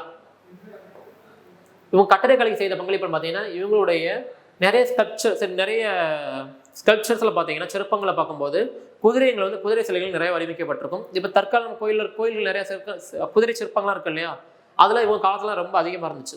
அது மட்டும் இல்லாமல் விஜயநகர பேரரசில் அதிகமாக குதிரைகள் வாங்கப்பட்டுச்சு. நெக்ஸ்ட்டு ஹசன்கங்கு பாமினி. ஓகேங்களா? இந்த ஹசன்கங்கு பாமி தான் என்ன பண்ணியிருப்பாருன்னு பார்த்தோன்னா குல்பர்கால என்ன பண்ணியிருப்பாரு? குல்பர்காவை தலைமையிடமாக கொண்டு தன்னோட ஆட்சியை பாமினி சுல்தானிய ஆட்சியை நிறுவியிருப்பாரு. இந்த பாமினி சுல்தான் பார்த்தோம்னா எந்தெந்த பகுதின்னு பார்த்தோம்னா மகாராஷ்டிரா முழுவதும், கர்நாடக பகுதியும் சேர்ந்த டெல்லி நெக்ஸ்ட் பாமினி அரசு. பாமினி அரசு நிறுவியவர் யாரும் பார்த்தீங்கன்னா யாரு? ஹசன் சங்கு நெக்ஸ்ட்டு பாமினி அரசு. பாமினி அரசு நிறுவியவர் யாருன்னு பார்த்தோம்னா ஹசன் கங்கு. ஓகேங்களா. அதுக்கடுத்து 1347 என்ன பண்ணுறாங்கன்னா அலாவுதீன் பாமன் ஷா என்ன பண்ணுறாங்கன்னா ஹசன் கங்கு என்று அழைக்கப்படக்கூடியவர் பாமினி அரசர் நிறுவுறாரு. பாமினி அரசர் எங்கே நிறுவனம்? தௌலதாபாத் நிறுவுறாரு. அங்கிருந்து 2 வருஷம் கழிச்சு தன்னுடைய தலைநகரை எங்கே மாற்றுறான்னு பார்த்தோம்னா அதற்கு பின் தன்னுடைய தலைநகரை குல்பர்காவிற்கு மாற்றுகிறார். அதுக்கப்புறம் கொஞ்ச நாள் கழிச்சு 1428 பிடாருக்கு தன்னுடைய தலைநகரத்தை மாற்றுறாங்க. ஓகேங்களா. நெக்ஸ்ட் தராப் சொல்லுவாங்க. தன்னுடைய மாகாணங்களை வந்துட்டு 4 பிரிச்சிருப்பாங்க. ஓகேங்களா. மாகாணங்கள் என்ன சொல்லுவாங்கன்னா தராப் அப்படின்னு சொல்லுவாங்க. நெக்ஸ்ட் முதலாம் முகமது ஷா காலத்தில் பார்த்தோம்னா பச்சை கலந்த நீல வண்ணக்கல் பார்த்தோம்னா அந்த போர் நடக்கும். 1390களில் வாராங்கல் அரச போரில் பார்த்தீங்கன்னா பச்சை நீல வண்ணக்கல்லான ஒரு சிம்மாசனத்தை வந்து இவர் வந்து கைப்பற்றுவார். நெக்ஸ்ட்டு இவர் எழுதிய நூல் பார்த்தீங்கன்னா என்னது ஃபர்தௌசின்னு சொல்லக்கூடிய ஷானாமா நூல். நெக்ஸ்ட்டு கோல்கொண்டா கோட்டை அமைச்சிருப்பார். எங்கேன்னு பார்த்தோன்னா ஹைதராபாத்தில். நெக்ஸ்ட் 2ஆம் முகமது ஷா. 2ஆம் முகமது ஷாக்கு அடுத்து 3ஆம் முகமது ஷா. இந்த முதலாம் முகமது ஷா என்ன பண்ணியிருப்பாருன்னா 2ஆம் முகமது ஷா என்ன பண்ணியிருப்பாருன்னு பார்த்தோன்னா ஒரு மிகப்பெரிய மசூதியை கட்டியிருப்பார். இது பேர் என்ன சொல்லுவாங்கன்னா மகா மசூதி அப்படின்னு சொல்லுவாங்க. ஓகேங்களா. 3ஆம் முகமது காலத்தை பார்த்தீங்கன்னா மாமூத் கவன் வந்து என்ன பண்ணுவார்? தன்னுடைய இந்தியா மீது படையெடுப்பார். இந்த 3ஆம் முகமது என்ன பண்ணியிருப்பார்? முகமது கவன் தன் படைத்தளபதி நியமனம் பண்ணியிருப்பார். இந்த முகமது கவன் என்ன பண்ணுவார்னு பார்த்தோம்னா பார்சியத்தை சேர்ந்தவர். இவர் வந்து விஜயநகரத்துக்கு எதிராக நடக்கக்கூடிய பெல்காம் போரில் வெடிமருந்தை பயன்படுத்தியிருப்பார். ஓகேங்களா. அதுக்கப்புறம் பார்த்தீங்கன்னா முன்னாடி 4 தராப்கள் அதாவது 4 தராப்களாக பிரிக்கப்பட்டது 8 தராப்களாக பிரிக்கப்படும். அதாவது 8 மாகாணமாக நாடு பிரிக்கப்படும். இங்கிருந்து நெக்ஸ்ட் முகலாய பேரரசு. ஓகேங்களா. முகலாய பேரரசை தோற்றுவித்தவர் யார் பார்த்தா பாபர். எதுக்கையில் முதலாம் பானிபட் போருக்கு அப்புறம். ஓகேங்களா. முதலாம் பானிபட் வெற்றி கொண்டது நினைவாக முதலாம் பானிபட் போர் வெற்றியின் காரணமாக நம்மளுடைய டெல்லியில் என்னது முகலாய பேரரசு நிறுவப்படுது. முகலாய பேரரசு நிறுவியவர் பாபர். கிபி 1526 1530. அது ஹுமாயூன், அக்பர், ஜஹாங்கீர், ஷாஜஹான், அவுரங்கசீப். ஓகேங்களா. பாபர் ராணுவ ஆக்கிரம் பார்க்கும்போது கன்வா போர் 1527, சந்தேரிப்பூர் 1528, காக்ரா போர் 1529. ஓகேங்களா. இவர் சுயசரிதை இவர் எழுதியிருப்பாரு. அதான் சொல்லுவாங்க துஸ்கி பாபரி இல்லை பாபர் நாமா அப்படின்ட்டு சொல்லப்படுது. நெக்ஸ்ட் ஹுமாயூன். ஹுமாயூனோட முக்கியமான தீனின் பனான்னு சொல்லப்படக்கூடிய முறையை பின்பற்றியிருப்பார். நெக்ஸ்ட் ஷவுஷாப்பூர் பில்கிராம் போர்லாம் இவருடைய முக்கியமான போர்களில் ஒன்று. நெக்ஸ்ட் ஷெர்ஷா சூரி பார்த்தீங்கன்னா ஒரு ஆப்கானிய வம்சத்தை சேர்ந்தவர். 1840 1845 வரைக்கும் இருக்கும். ஓகேங்களா. ஷெர்ஷாவுடைய அப்பா யாருன்னு பார்த்தோம்னா ஷெர்ஷாவுடைய அப்பா பீகார் பகுதியில் ஷாஷாராம் பகுதியை தலைவனமாக கொண்டு ஆட்சி செய்தவர். ஓகேங்களா. அப்போ ஷெர்ஷா கூட இயற்பெயர் பார்க்கும்போது ஃபரீத் சொல்லுவாங்க. என்னது ஃபரீத் அப்படின்னு சொல்லுவாங்க அவரோட இயற்பெயர். ஓகேங்களா. நெக்ஸ்ட் அவங்க அப்பா பேர் ஹசன் சூரி. ஷாஷாராம் பகுதியை தலைநகரமாக கொண்டு ஆட்சி செஞ்சிருவார் பீகாரில். இவர் வந்து புராண கிலா வந்து கட்டியிருப்பார். ஓகேங்களா. நவீன நாணய முறையின் தந்தை என அழைக்கப்படக்கூடியவர் யாருன்னு பார்த்தோம்னா இந்த ஷெர்ஷா சூரி தான். ஹுமாயூனை பொறுத்தளவுக்கு இன்ட்ரெஸ்டிங்காக இருக்கும். ஏன்னு பார்த்தோம்னா சௌஷா போரில் பொறுத்தளவுக்கு ஷெர்ஷாக்கும் ஹுமாயூன் நடக்கூடிய போரில் ஹுமாயூன் நாட்டிலும் தப்பிச்சு போயிடுவார். பின்னாடி பார்த்தீங்கன்னா சில உதவியோடு என்ன பண்ணியிருப்பாருன்னா தன்னுடைய நாட்டை கைப்பற்றியிருப்பார். கைப்பற்றிய மறுவருடம் என்ன பண்ணியிருப்பாருன்னா 1555 கைப்பற்றியிருப்பார். ஒரு வருஷம் என்ன பண்ணிடுவார்? இறந்து போயிடுவார். ஓகேங்களா. இவர் தான் என்ன சொல்லுவாங்கன்னா துர்தஷ்டசாலி அப்படின்னு சொல்லுவாங்க. முகலாய அரசர்களே துர்தஷ்டசாலினா யார் பார்த்தோம்னா ஹுமாயூன் சொல்லுவாங்க. ஓகேங்களா. இவர் வந்து ஷெர்ஷா சூரியன் நாடு இழந்து போன சுற்றுத்திரையினர்லாம் தான் என்ன பண்ணியிருப்பாரு? ஒரு பேகம் சொல்லக்கூடிய பேகம் அழைக்கக்கூடிய பெண்மணியை மேரேஜ் பண்ணி அக்பர் அப்பதான் மறந்துருப்பார். ஆட்சிக்கு வந்த மறுபடியும் ஆட்சியை படித்து ஒரு வருஷம் இறந்து போயிடுவார். அதாவது அக்பர் 14 வயசாக இருக்கும்போது என்ன பண்ணிடுவாங்க? இறந்து போயிடுவார். ஓகேங்களா. அப்போ அக்பரை வந்து பைரம் கானோட பாதுகாப்பில் வந்து விட்டுட்டு தான் இறந்து போயிடுவார். பைரம் கான் தான் தளபதியாக இருப்பார். ஓகேங்களா. பைரம் கான் தான் அக்பரோட பேர் ஆட்சி செய்வார். அப்போ வந்து 2ஆம் பானிபட் போர் வருது. ஓகேங்களா. 2ஆம் பானிபட் போரில் பைரம் கான் வந்து வெற்றி பெறுவார். நெக்ஸ்ட்டு இது மூலமாக சென்ட்ரல் ஏசியா ஃபுல்லாமே இவங்க கட்டுப்பாட்டுக்குள்ள வருது. ஓகேங்களா. இரண்டாம் பானிபட் போர் யார் நடக்கும்னு பார்த்தோம்னா ஹெமுக்கும் அக்பருக்கும் நடக்கும். இதில் யார் சார் வின் பண்ணுவான்னு பார்த்தீங்கன்னா அக்பர் வின் பண்ணுவார். பட் ஆனால் ஆக்சுவலி உண்மையில வென்றது யார்? பைரம் கான் தான். ஓகேங்களா. ஹால்டிகாட் போர் வந்துட்டு 1576. ஆக்சுவலி அதுக்கு முன்னாடி பார்த்தீங்கன்னா இவர் வந்து ஹால்டிகாட் போர் பார்த்தீங்கன்னா ராணா பிரதாப் சிங் வந்து என்ன பண்ணியிருப்பாருன்னா வெற்றி ஒன்று இருப்பார். ஓகேங்களா. ஹால்டிகாட் போர் 1576. உதய்பூர் மேவார் அரசரான உதய்சிங்கோட மகனான உதய்சிங் மகனான மேவார் அரசர் 1920 ஹால்டிகாட் போர் பார்த்தீங்கன்னா இப்போ அக்பருக்கும் ராணா பிரதாப்பும் நடந்திருக்கும். இதில் வந்து வின் பண்ணியிருப்பார் ஆக்சுவலி. ஓகேங்களா. நெக்ஸ்ட் அக்பர் பார்த்தீங்கன்னா அரேபியா தென்கிழக்கு ஆசியாவில் என்ன பண்ணியிருப்பாரு, வெற்றி கொண்டிருப்பாரு. நெக்ஸ்ட் மன்சப்தாரி முறை. மன்சப்தாரி முறை தான் பார்த்தீங்கன்னா என்னது, நிலத்தின் அடிப்படையில் வந்து வரி வந்து நிர்ணயம் பண்ணியிருப்பாங்க. ஷாட் ஷாவார் அப்படின்ட்டு வரி நிர்ணயப்பட்டிருக்கும். அக்பரோட கொள்கை என்னன்னு பார்த்தா என்னது, தீன் இலாஹி. என்னது, தீன் இலாஹி. அகிம்சையும் சொல்லலாம், அகிம்சை பற்றி சொல்லலாம், இல்லை எந்த ஒரு மதத்தையும் பின்பற்றும் முறையும் சொல்லலாம். ஓகேங்களா. இவர் அவையில் முக்கியமானது இருப்பாங்க. யார் யாருன்னு பார்த்தீங்கன்னா முக்கியமான அமைச்சர்கள் பார்த்தோம்னா ராஜா தோடர்மால், ராம்தாஸ், இவங்களாம் முக்கியமாக இருந்திருப்பாங்க. ஓகேங்களா. அடுத்து இவர் வந்து பதேபூர் சிக்ரி, இபதத் கானா இதெல்லாம் கட்டியிருப்பார். இவரோட அவையில் முக்கியமான சூஃபி இசை நாணி யாருன்னு பார்த்தோம்னா தான்சன் இருந்திருப்பார். அப்புறம் பீர்பால் இவங்களாம் இருந்திருப்பாங்க. ஓகேங்களா. நெக்ஸ்ட் ஜஹாங்கீரோட இயற்பெயர் சலீம். அப்படின்னா அந்த உலகத்தை வென்றவர்னு அர்த்தம். அடுத்து இவர் என்ன பண்ணியிருப்பார், தன்னோட மகனுக்கு ஆதரவாக இருந்த குரு அர்ஜுன் சிங்கை வந்து தூக்கில் போட்டிருப்பாரு. இவருடைய அவையில் தான் யார் வந்திருப்பாங்கன்னா தாமஸ் வந்திருப்பார். ஓகேங்களா. இதுக்கு முன்னாடி ஒன்று பார்க்கும்போது பார்த்தோம்னா இவருடைய மனைவி பேர் தான் என்னது, நூர்ஜஹான் அழைக்கக்கூடிய. நூர்ஜஹானுக்கு என்ன மீன் பார்த்தோம்னா அது அரண்மனையின் ஒளின்னு அர்த்தம். ஓகேங்களா. அந்த நூர்ஜஹான் பின்னாடி என்ன மாற்றுவாங்கன்னா மெகர்னிஷான் மாற்றுவார். மெகர்னிஷான் என்னது, உலகின் ஒளி அப்படின்னு சொல்லப்படுது. ஓகேங்களா. ஆக்சுவலி பார்த்தீங்கன்னா இவரோட பேரை வச்சு யார் ஆர்டர் பண்ணாரு, நூர்ஜஹான் தான் ஆர்டர் இருப்பாங்க. அதுக்கடுத்து இவருடைய மகனான ஷாஜஹான் வருவார். ஷாஜஹானோட இயற்பெயர் என்ன பார்த்தா குர்ரம். என்னது, ஷாஜஹான் இயற்பெயர் குர்ரம். அவர் என்ன சொல்லுவாங்கன்னா உலகத்தின் அரசனம் சொல்லுவாங்க. இவர் வந்து 8 ஆண்டுகள் வந்துட்டு என்ன பண்ணுவோம் தொடர்ந்து ஆட்சி இருந்திருப்பாரு சாபிர் அரண்மனையில். இவர் வந்து தன்னுடைய அப்பா வந்து 8 ஆண்டுகள் என்ன பண்ணியிருப்பாரு, சிறப்படுத்தி வச்சிருந்திருப்பாரு. நெக்ஸ்ட் அவுரங்கசீப் ஆலமீர் உலகத்தை வென்றவன் அர்த்தம். இவர் வந்து ஜிசியா வரி என்ன பண்ணியிருப்பார்னா திரும்ப பெற்றிருப்பார். அவுரங்கசீப் ராஜபுத்தம் மற்றும் மராத்தியன் உறவு கொண்டிருந்த உறவு பார்த்தோம்னா இவருடைய மகனான இளவரசர் அக்பர் பார்த்தோம்னா யாருடைய வந்து சைன் பண்ணியிருப்பார் பார்த்தீங்கன்னா சாம்பாஜியோட சைன் பண்ணியிருப்பார். அது மட்டும் இல்லாமல் பீஜப்பூர் கோல்கண்டாவோட ரொம்ப தன்னுடைய வந்து ஆக்சுவலி பீஜப்பூர் கோல்கண்டா என்ன பண்ணியிருப்பாங்கன்னா தன்னை சுதந்திர அரசு அறிவிச்சு போயிருப்பாங்க. அது மட்டும் இல்லாமல் சாம்பாஜியுடன் என்ன பண்ணியிருப்பாருன்னா நட்பு சாம்பாஜியை வந்து கைது செஞ்சிருப்பார் இவர். நெக்ஸ்ட்டு 1707 தன்னுடைய 96 வயதில் இவர் மரணம் அடைஞ்சிருப்பார். உள்ளாட்சி நிர்வாகத்தை பொறுத்து கொத்தவால் என்னது, காவலாளின்னு நமக்கே தெரியும். அடுத்து நில வருவாய் நிர்வாகம் பார்த்தீங்கன்னா அமில் குஜார் அப்படின்னு சொல்லக்கூடாது. இவர் அவையில் முக்கியமாக இருந்த நாணயம் வந்து ராஜா தோடர் வந்து என்ன பண்ணால் நில வருவாயை நிர்வச்சிருப்பாரு. அந்த மன்சப்தாரி முறை நிறுவியவர் தான் யார் பார்த்தோம்னா அக்பர். அதில் 3 ஒரு பங்கு என்ன பண்ணா நிலவரிவாய் வசூலிக்கப்படும். கலை கட்டிடை பொறுத்தளவுக்கு பாபர் நிறையா பண்ணியிருப்பாரு. ஓகேங்களா. அடுத்து தீன் பானா, ஷெர்ஷா பா,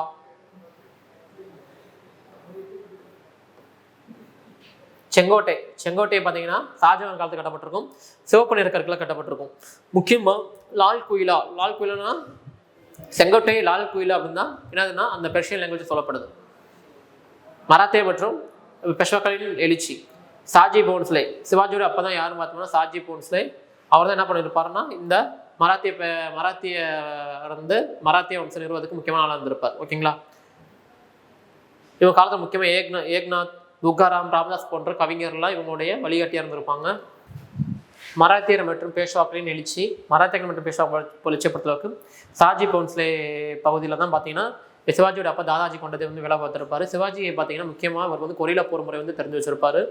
இது இப்போ மராத்திய ஆட்சி காலத்தில் பார்த்தீங்கன்னா சவுத் அண்டு சர்தேஷ் முகி அப்படின்ட்டு 2 விதமான வரிகள் நிர்ணயிக்கப்பட்டிருக்கும். சவுத் அப்படின்னா 4 ஒரு பங்கு வரின்னு அர்த்தம். அதாவது நமக்கு ஒரு விளைச்சலில் 4 ஒரு பங்கு இல்லை, நமக்கு வருவாயில் 4 ஒரு பங்கு கொடுக்கணும்.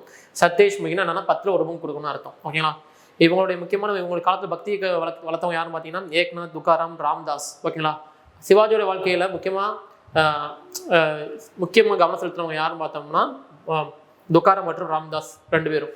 தாஜி கொண்டதுக்கு அப்புறம் சிவாஜி சரி ஓகே பீஜப்பூர் சுல்தான போரிட்டு ஜாவலி பகுதி கைப்பற்றிருப்பார்.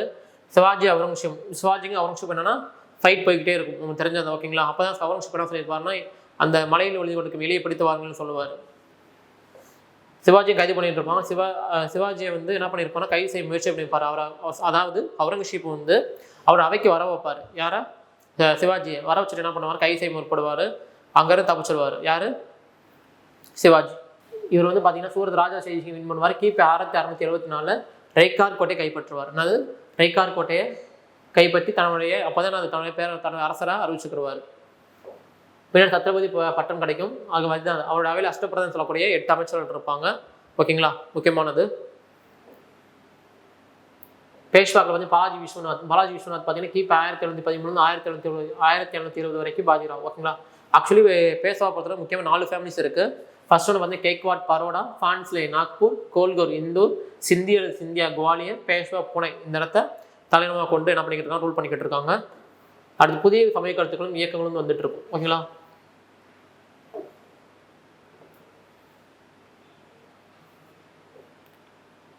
அதை என்ன பண்ணோம், சுஃபி இயக்கம், அதாவது பக்தி இயக்கம், பக்தி இயக்கம்னு சொல்லுவோம். பக்தி இயக்கத்தில் சுஃபி இயக்கம்னு சொல்லுவோம். தமிழை பொறுத்தவரைனா காமன பக்தி இயக்கம், அது சுஃபி இயக்கம். ஓகேங்களா, அதாவது முஸ்லீம் பொறுத்தவரை சுஃபின்னு சொல்லுவாங்க. தமிழத்து பக்திகள் நம்மாழ்வார், நாதமுனிகள், ஆண்டாள், விஷ்ணு சித்தர் எல்லாமே தெரிஞ்சுதான். ஆதிசங்கர் பார்த்தீங்கன்னா சங்கராச்சாரியன் சொல்லுவோம். நம்ம அத்வைத்தம் என்ற ஒரு பிரிவை ஏற்படுத்தியிருப்பார். ஓகேங்களா, முக்கியமான பக்தி இயக்கத்துக்கான சான்றோர்கள் யாரையான்னு பார்த்தோம்னா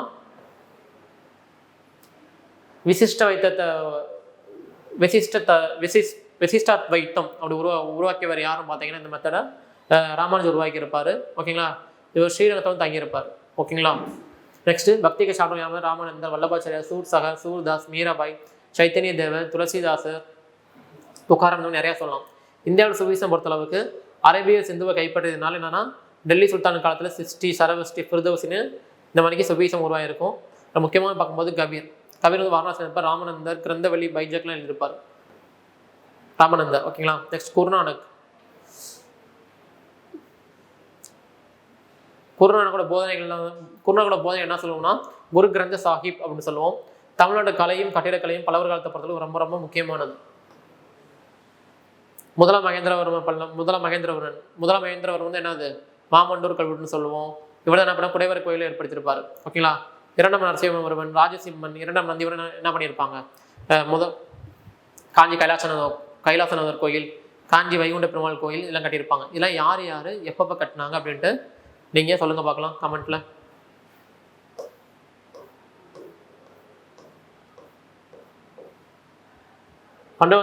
பல்லவர் காலத்து பாண்டியர் கோயில் பார்த்தோம்னா மலையடிக்குறிச்சி, ஆனைமலை, திருப்பரங்குன்றம், திருச்சிராப்பள்ளி இதெல்லாம் மத்திய மாவட்டத்துக்கு கீழே இருக்குது. சிற்பங்கள் ஓய்வு சித்திரவாசம் வந்து புதுக்கோட்டை ரொம்ப முக்கியம். இன்னொன்று திருமலைபுரம் திருநெல்வேலியில் இருக்குது. ஓகேங்களா, இதெல்லாம் முக்கியமான சிற்பங்கள் ஓவியங்கள் காணப்படுது. முற்கால சோழர் அதாவது முற்கால சோழரை பொறுத்த விஜயாலய சோழன், தாராபுரம் கோயில், திண்டிவனம், செம்பியன் மகாதேவி பாணி இதெல்லாம் முற்கால சோழர்கள் எடுத்துக்காட்டு. கங்கைகொண்ட சோழபுரத்தை பொறுத்தளவுக்கு ராஜேந்திரன் சோழன் வந்து ரொம்ப அவர் தான் என்ன பண்ணியிருப்பாரு, கங்கையை வெற்றி கொண்டதன் நினைவா ராஜேந்திர சோழன் கங்கைகொண்ட சோழபுரத்தை கட்டியிருப்பாரு. கங்கைகொண்ட சோழபுரம் எங்கே இருக்குன்னா அரியலூர் இருக்கு. தராசுரம் கும்பகோணத்தில் தராசுரம் கோயில் கட்டியவர் யாரு, முதலாம் ராஜேந்திரன். பிற்கால சோழ காலத்தை பொறுத்தளவுக்கு தஞ்சாவூரில் அமைந்துள்ள கோயில்களான தஞ்சாவூர் சிவன் கோயிலும் கட்டியிருப்பாங்க. ஓகேங்களா, அந்த பிற்கால சோழம் தான் மொத்தமாக சொல்லிக்கிட்டு இருக்கோம். நவீன காலம் தமிழகத்தில் சமண, பௌத்தம், ஆசிர்வாத தத்துவங்கள் சமணத்தின சான்று கிடச்சிருக்கு. இலக்கியங்கள்லாம் பார்த்தோம்னா அது நமக்கு பாடாலிபுத்திரம், வள்ளு, ஆகம சுத்திரம், மகாவீரன் நேரடி சீடர்கள், சைனஜரிதா, பர்ஷவநாதர் தெரியும் நமக்கு. பர்ஷவநாதர் என்னது எத்தனை தீர்த்தங்கள்லாம் தெரியுமா சொல்லுங்க பார்க்கலாம். மகாவீரர், பத்ரபாகு, தீர்த்தங்கர, சிவக சிந்தாமணி, நாலடியார்கள்னா நமக்கான இலக்கியங்கள். தமிழ்நாட்டுடைய சன்னாவை பொறுத்தளவுக்கு கர்நாடகாவில் இருக்காங்க. திகம்பரர் பிரிவு தான் தமிழ்நாட்டுடைய இருந்த தமிழ் பிரிவர் யார் பார்த்தீங்கன்னா திகம்பராஸ். ஓகேங்களா, இவங்க வந்து என்ன பண்ண ட்ரெஸ் போட்டிருக்க மாட்டாங்க. மோட்சத்தை அதாவது எப்படின்னா ஒரிஜினலாக எப்படி சமண மதம் பின்பற்றக்கூடியவங்க தான். நெக்ஸ்ட் கலப்பெரு காலத்தில் சமண மதம் வந்து தலை தூங்கி இருக்கும்.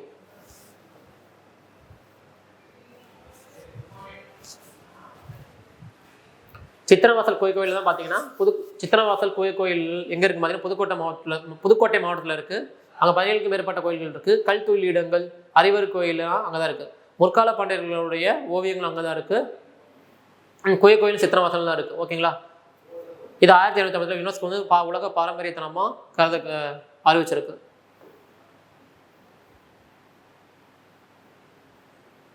கழுகுமலை சமண குடைவரை கோயில் பார்த்தோம்னா எங்கே இருக்குன்னா தூத்துக்குடி மாவட்டத்தில் இருக்குது. இது கிபி 8ஆம் நூற்றாண்டில் ஏற்படுத்தப்பட்டது. சாரி 8ஆம் ஆண்டு, ஆமாம் கரெக்டு தான், 8ஆம் ஆண்டில் காலத்தை சேர்ந்ததாக கருதப்படுது. தமிழ் சமண கோயிலை பொறுத்தளவுக்கு பைரவமலை வேலூர், திருமலை எங்கே இருக்குன்னு பார்த்தோம்னா திருவண்ணாமலையில் இருக்குது, திருப்பதி மலையில். அடுத்து இந்த திருமலை, அடுத்து கீழக்கோயில் மலை, கீழக்கோயில்குடி மதுரை. ஓகேங்களா, திருவண்ணாமலை இருக்க திருமலை தான். நெக்ஸ்ட் புத்த மதத்துக்கான எடுத்துக்காட்டு. புத்த மதத்துக்கு எடுத்துக்காட்டு என்னன்னு சொல்லலாம் பார்த்தோம்னா சித்தார்த்த சாக்கியமணி. அதான் நம்ம தெரியுமில்ல, யார் சாக்கியமணி அழைக்கக்கூடிய புத்தர், புத்த மதத்தை தோற்றுவித்தவர். அடுத்து அங்கெல்லாம் எங்கே இருக்க நேபாள போய் தான் ரொம்ப பெரிய இருக்குது, நேபாளத்தை பிறந்திருப்பார். பிராகிருதம் முன்னாடி பார்த்தோம்ல, முன்னாடியே அந்த தான் பிராகிருதம் மூலம் பார்த்தீங்கன்னா இவருடைய ஸ்பீச்சஸ்லாம் இருந்திருக்கும். புத்த இலக்கியங்கள் வந்து என்ன சொல்றோம்னா திரிபிட்டகா சொல்லுவோம், மூணு பிட்டங்கள் சொல்லுவோம். சுத்த பிட்டகா, வினய பிட்டகா, அபிதம பிட்டகா. ஜாத்தக கதைகள், புத்த வம்சம், அப்புறம் மகாவம்சம், இதெல்லாம் யாரும் பார்த்தீங்கன்னா புத்த இலக்கியங்கள் இயக்கங்கள் எடுத்துக்காட்டு. தமிழகத்தில் புத்த நூல்கள் பார்த்தோம்னா வீரசோழியம், சீத்தலை சாத்தனம் எழுதிய எது சொல்லலாம், மணிமேகலை சொல்லலாம். ஆசிவிக தத்துவம் யாரும் உருவாக்கியவர் யாரும் பார்த்தோம்னா மக்காளி கோஷலர். யாரு? மக்காளி கோஷலர் வடஇந்தியில் இருப்பாரு. இப்போ ஆசிவியத்தான் ஒன்றும் இல்லை, நம்ம காவல் தெய்வம் வழிபடுறோம் இல்லையா, அதான் ஆசிவிய தத்துவம். ஓகேங்களா, சரி நம்ம நெக்ஸ்ட் வந்து என்ன பார்க்க போறோம்னா 9th ஸ்டாண்டர்ட் பார்த்துடலாம். ஓகேங்களா, ஏன்னா 7th 9th கிட்ட ஒரே மணிக்கு இருக்கும். 9th பார்த்துட்டு அடுத்து என்ன படிக்கலாம் பார்த்தோம்னா 8th 10th ஒரே தான் பார்த்துக்கலாம். ஓகேங்களா, சரி பண்டைய நாகரிகம் ஆக்சுவலி பார்த்தீங்கன்னா 6th 7th என்ன பார்த்தோமோ ரிவிஷன் தான். 9th ஆல்ரெடி விட்டுக்கிட்டு இருக்கிறதே என்னது ரிவிஷன் தான். இதில் ரிவிஷனாக பார்த்துக்கோங்களேன். 6th 7th என்ன பார்த்தோமோ அதே தான் 9th இருக்கும். வேறு ஒன்றும் இருக்காது, ரொம்ப எக்ஸ்ட்ரா வேறாவது 2 to 3 பாயிண்ட்ஸ் இருக்கும், அவ்வளோதான். சரி, ஃபர்ஸ்ட் பார்த்தோம்னா பண்டைய நாகரிகம் வந்து சிந்து சமவெளி நாகரிகம், ஹரப்பா நாகரிகம். ஹரப்பா நாகரிகம் நம்ம எல்லைகள் தெரியும், பரப்பளவு உங்களுக்கு தெரிஞ்சது தான். ஓகேங்களா, 1,30,000 சதுர கிலோமீட்டர் பரப்பளவு கொண்டதான் என்னது சிந்து சமவெளி நாகரிகம். அதோட எல்லைகள் நமக்கு தெரிஞ்சது தானே. சரி, திட்டமிடப்பட்ட நகரங்கள் தானே. ஆமாம், திட்டமிடப்பட்ட நகரம் தான். என்னென்ன இடங்கள் சொல்லலாமா? மோஹஞ்சதாரோ, ஹரப்பா, அதில் இருக்கக்கூடிய லோத்தல், ஹரியானா இருக்கக்கூடிய ராகிர் கர்கி, அப்புறம் தொலைவீரா, இதெல்லாம் முக்கியமான இடம். காளிபங்கன், இதெல்லாம் முக்கியமான இடங்கள். நெக்ஸ்ட்டு இவங்க பார்த்தீங்கன்னா இங்கே என்ன கிடச்சோம், பெருங்குளம் மற்றும் குளியல் குளம். நேற்று பார்த்தது தான், நேற்று ரிவிஷன் பண்ணால் அதே தான். பூசாரி அரசன் சிலை, என்னது பூசாரி அரசன் சிலை. அவனுக்கு எப்படி இருக்கும்னா அவருக்கு மூணு சவரம் செய்யப்பட்டு தலையோடு இணைக்கப்பட்டிருக்கும். லெஃப்ட்டில் என்ன பார்த்தீங்கன்னா செயின் மாணிக்க போட்டிருப்பாப்புல. பூத்தையில் வந்து ஷோல்டரில் ஷால் போட்ட மாதிரி இருக்கும். ஓகேங்களா, இந்த பூத்தையில் விளையாட்டில் இன்னுமே ஜம்மு காஷ்மீர் பகுதியில் இன்னுமே நிலவு தையல் போடுறவங்க அந்த ஷால் யூஸ் பண்ணக்கூடியவங்களாம் இருக்காங்க. இவங்களுக்கு பார்த்தீங்கன்னா குதிரை தெரிஞ்சிருக்காது, இரும்பு தெரிஞ்சிருக்காது. குதிரை மட்டும் மட்டும் கிடையாது, இவங்களுக்கு சிங்கமே தெரிஞ்சிருக்காதான். இண்டஸ்ட்ரியல் மக்களுக்கு குதிரை கூட தெரிஞ்சிருக்காது. ஓகேங்களா, இரும்பு தெரிஞ்சிருக்காது. ஆனால் நடனமாடும் பெண் சிலை எந்த மெட்டரால் ஆனதுன்னு பார்த்தோம்னா பிரான்ஸ் சொல்லக்கூடிய வெங்கலத்தால் ஆனது. இதை பற்றி எவிடன்ஸ் எங்கே கட்டணும், மெலுக்கால கிடைச்சிருக்கு. மெலுக்கால அந்த கியூ யூனிஃபார்ம் கல்வெட்டு கிடைச்சிருக்கு. கியூ யூனிஃபார்ம் கல்வெட்டை பொறுத்து அந்த எழுத்து முறை எப்படி இருக்கும்னா ரைட்லேருந்து லெஃப்ட்டில் எழுதுற மாதிரி இருக்கும். ஓகேங்களா, நம்ம எப்படி எழுதணும்னா லெஃப்ட்லேருந்து ரைட் எழுதுவோமா, அந்த கியூ யூனிஃபார்ம் கல்வெட்டு ரைட்லேருந்து லெஃப்ட்டில் எழுதுவோம். மொத்தம் 500க்கும் மேற்பட்ட முத்திரை கிடைக்கப்பட்டிருக்கு. அந்த முத்திரைகள் பார்த்தீங்கன்னா நுரைக்கல், செம்பு, சுடுமண், தந்தம் ஆகியத்தால நிறைய எடுக்கப்பட்டிருக்கு. மதம் அப்படின்னா மதம் ஒன்றும் இல்லை, ஆனால் பசுபதி வழிபாடு இங்கே இருந்திருக்கு. அரச மரத்தை வழங்கியிருக்காங்க. ஓகேங்களா, என்னது அரச மரத்தை வழங்கியிருக்காங்க. அதுக்கான எவிடன்ஸ், அரச மரத்தை வழங்கியிருக்கான எவிடன்ஸ் மற்றும் அதுக்கான எவிடன்ஸ் எங்கே இருக்குன்னா கலிபங்கள் கிடைச்சிருக்கு. நெக்ஸ்ட் தொடக்க கால தமிழ் சமூகமும் பண்பாடும். ஆக்சுவலி தமிழ் பிராமி கல்வெட்டு தமிழ் பிராமி கல்வெட்டுன்னு படிச்சிருப்போம். தமிழ் பிராமி கல்வெட்டை பொறுத்தளவுக்கு என்னது தமிழ் மொழியும் பிராகிருத மொழியும் இணைந்ததான் என்னது தமிழ் இணைந்து காணப்படக்கூடிய எழுத்து என்ன சொல்லுவோம், தமிழ் பிராமின்னு சொல்லுவோம். ஓகேங்களா, மேக்ஸிமம் முன்னாடி பார்த்தோம் தமிழ் பிராமி கல்வெட்டுன்னு கிடச்சிருக்கோம். அப்புறம் தான் வந்து என்னது தமிழி, அப்புறம் வட்ட எழுத்துக்கள் கிடச்சி இப்போ தற்கால தமிழ் எழுத்தா உருவகமாயிருக்கு தமிழ். ஓகேங்களா, சான்றிதழை பொறுத்து தெரிஞ்சது நமக்கு தொல்காப்பியம் 17 மேல்கணக்கு நூல்கள். 17 மேல்கணக்கு நூல்கள் என்னன்னு தெரியும் நமக்கு. என்னது தொகையும் பாட்டும் சிறந்த என்னது 17 மேல்கணக்கு நூல்கள். 6th 7th 10 மணிக்கு இருக்கா, அதே தான் ஒன்றும் இது 9th ரொம்ப வேற ஒன்றுலாம் வேரி ஆகாது. தமிழ் பிராமி கல்வெட்டு தமிழ்நாட்டில் 30க்கும் மேற்பட்ட இடத்துல கிடச்சிருக்கு. புள்ளிமான் கோம்பை கல்வெட்டு எங்கே கிடச்சிருக்குன்னு பார்த்தோம்னா எங்கே தேனியில் கிடச்சிருக்கு. கல்வெட்டுகள்லாம் அந்த பார்த்ததான் சுடுமண் பொறிப்புகள் இருக்கும். ஈஜிப்தில் பார்த்தீங்கன்னா என்னது ஈஜிப்ட் கடற்கரையில் பெர்னிக்க துறைமுகத்தில் பார்த்தோம்னா அந்த 7.5 கிலோ விலகி இருந்த ஒரு பானை கண்டெடுக்கப்பட்டிருக்கு. அது பக்கத்தில் என்ன ஆதர் என்ற பெயர் பொறிக்கப்பட்ட மரத்தலான மரப்பலகை துண்டு கிடச்சிருக்கு. சரி, வேற என்ன எவிடன்ஸ் வந்து அர்த்தசாஸ்திரம் எழுதியவர் யாரு, கௌட்டில்யர் பார்த்தோன்னா யார், முதலாம் சந்திரகுப்தா வீரர் இருந்த சாணக்கியர் தான்.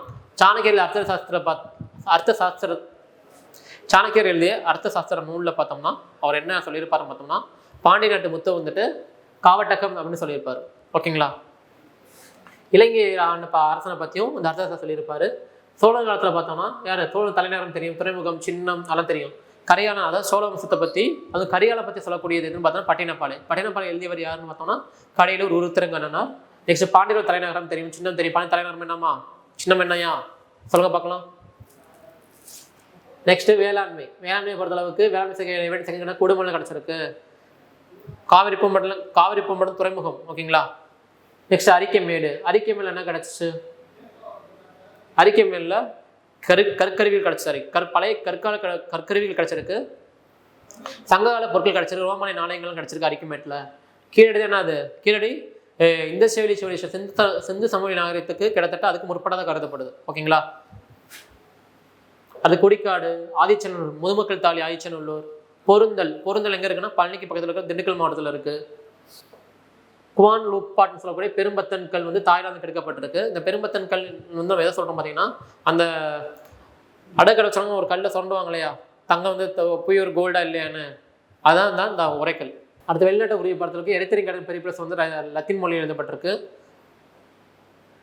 தாளம் எழுதிய இயற்கை வரலாறு வியனா பாப்பிரஸ்ல சங்கடத்தை பற்றி நிறைய குறிப்புகள் இருக்கு.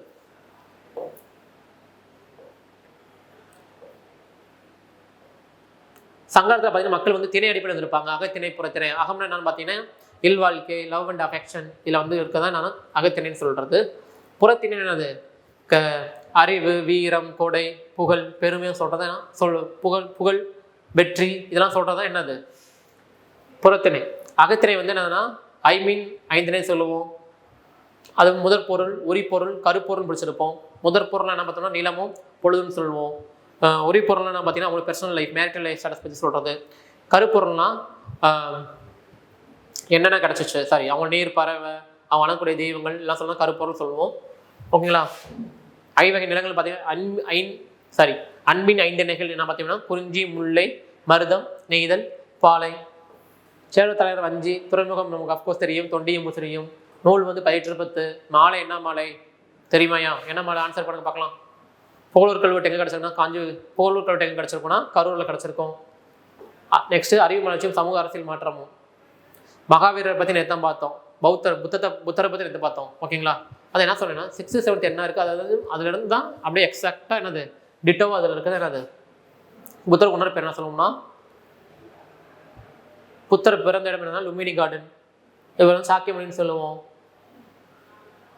இவர் பின்பற்றிய பாதை வந்து என்வெளி பாதைன்னு சொல்லுவோம். அரசியல் உருவாக்கும் மகாச்சன பதாசு உருவாயிருக்கும். மகாச்சன பதம் எந்த இடத்த மையமாக வச்சு உருவாயிருக்கும் பார்த்தோம்னா, எந்த இடம் தெரியுமா நமக்கு, அஃப்கோர்ஸ் தெரிஞ்சது தான் பாட்டாளிபுத்திரம். இன்னைக்கு இருக்கிற பீகாரில் இருக்கிற பாட்னா, அந்த இடம் வந்து அன்னைக்கு இருந்த பாட்டாளிபுத்திரம், அந்த இடத்த மையமாக கொண்டு தான் இருக்கும். மகத்தை உருவாக்கணும். மகத்தின் தலைநகரம் பார்த்தோம்னா இது பாட்டாளிபுத்திரம். இந்த பாட்டாளிபுத்திரம் முக்கியமான அரசர் பார்த்தீங்கன்னா பத்மநாப நந்தர் என்ன பண்ணியிருப்பாருன்னா நந்த வஸ்து உருவாக்கியிருப்பாரு. இந்த உலகத்திலே பார்த்தீங்கன்னா முதலா ஒரு தாழ்த்தப்பட்ட சமூகத்திலிருந்து ஒரு வம்சத்தை நிறுவியவர் யாருன்னா மகாபத்ம நந்தர். ஓகேங்களா. அன்னைக்கும் மகாபத்ம நந்தருடைய வாரிசான தன்னந்தர் ஒழுங்கு ஆட்சி செய்திருந்தாருன்னா இன்னைக்கு இந்தியாவில் ஓரளவுக்கு ஜாதி முறைகளும் ஓரளவுக்கு குறைஞ்சிருக்கும், இல்லை இல்லாமல் கூட போயிருக்கும். ஓகேங்களா. ஏன்னா அன்னைக்குன்னு தனநந்தர் என்ன பண்ணாரு, ஓவரா ரொம்ப சர்வாதிகாரம் நடந்திருக்கும். அது மட்டும் இல்லாமல் சாணக்கியரோட சூழ்ச்சியான கூட ஒரு ஆட்சியும் வீழ்த்தவும் பட்டிருக்கும். ஓகேங்களா.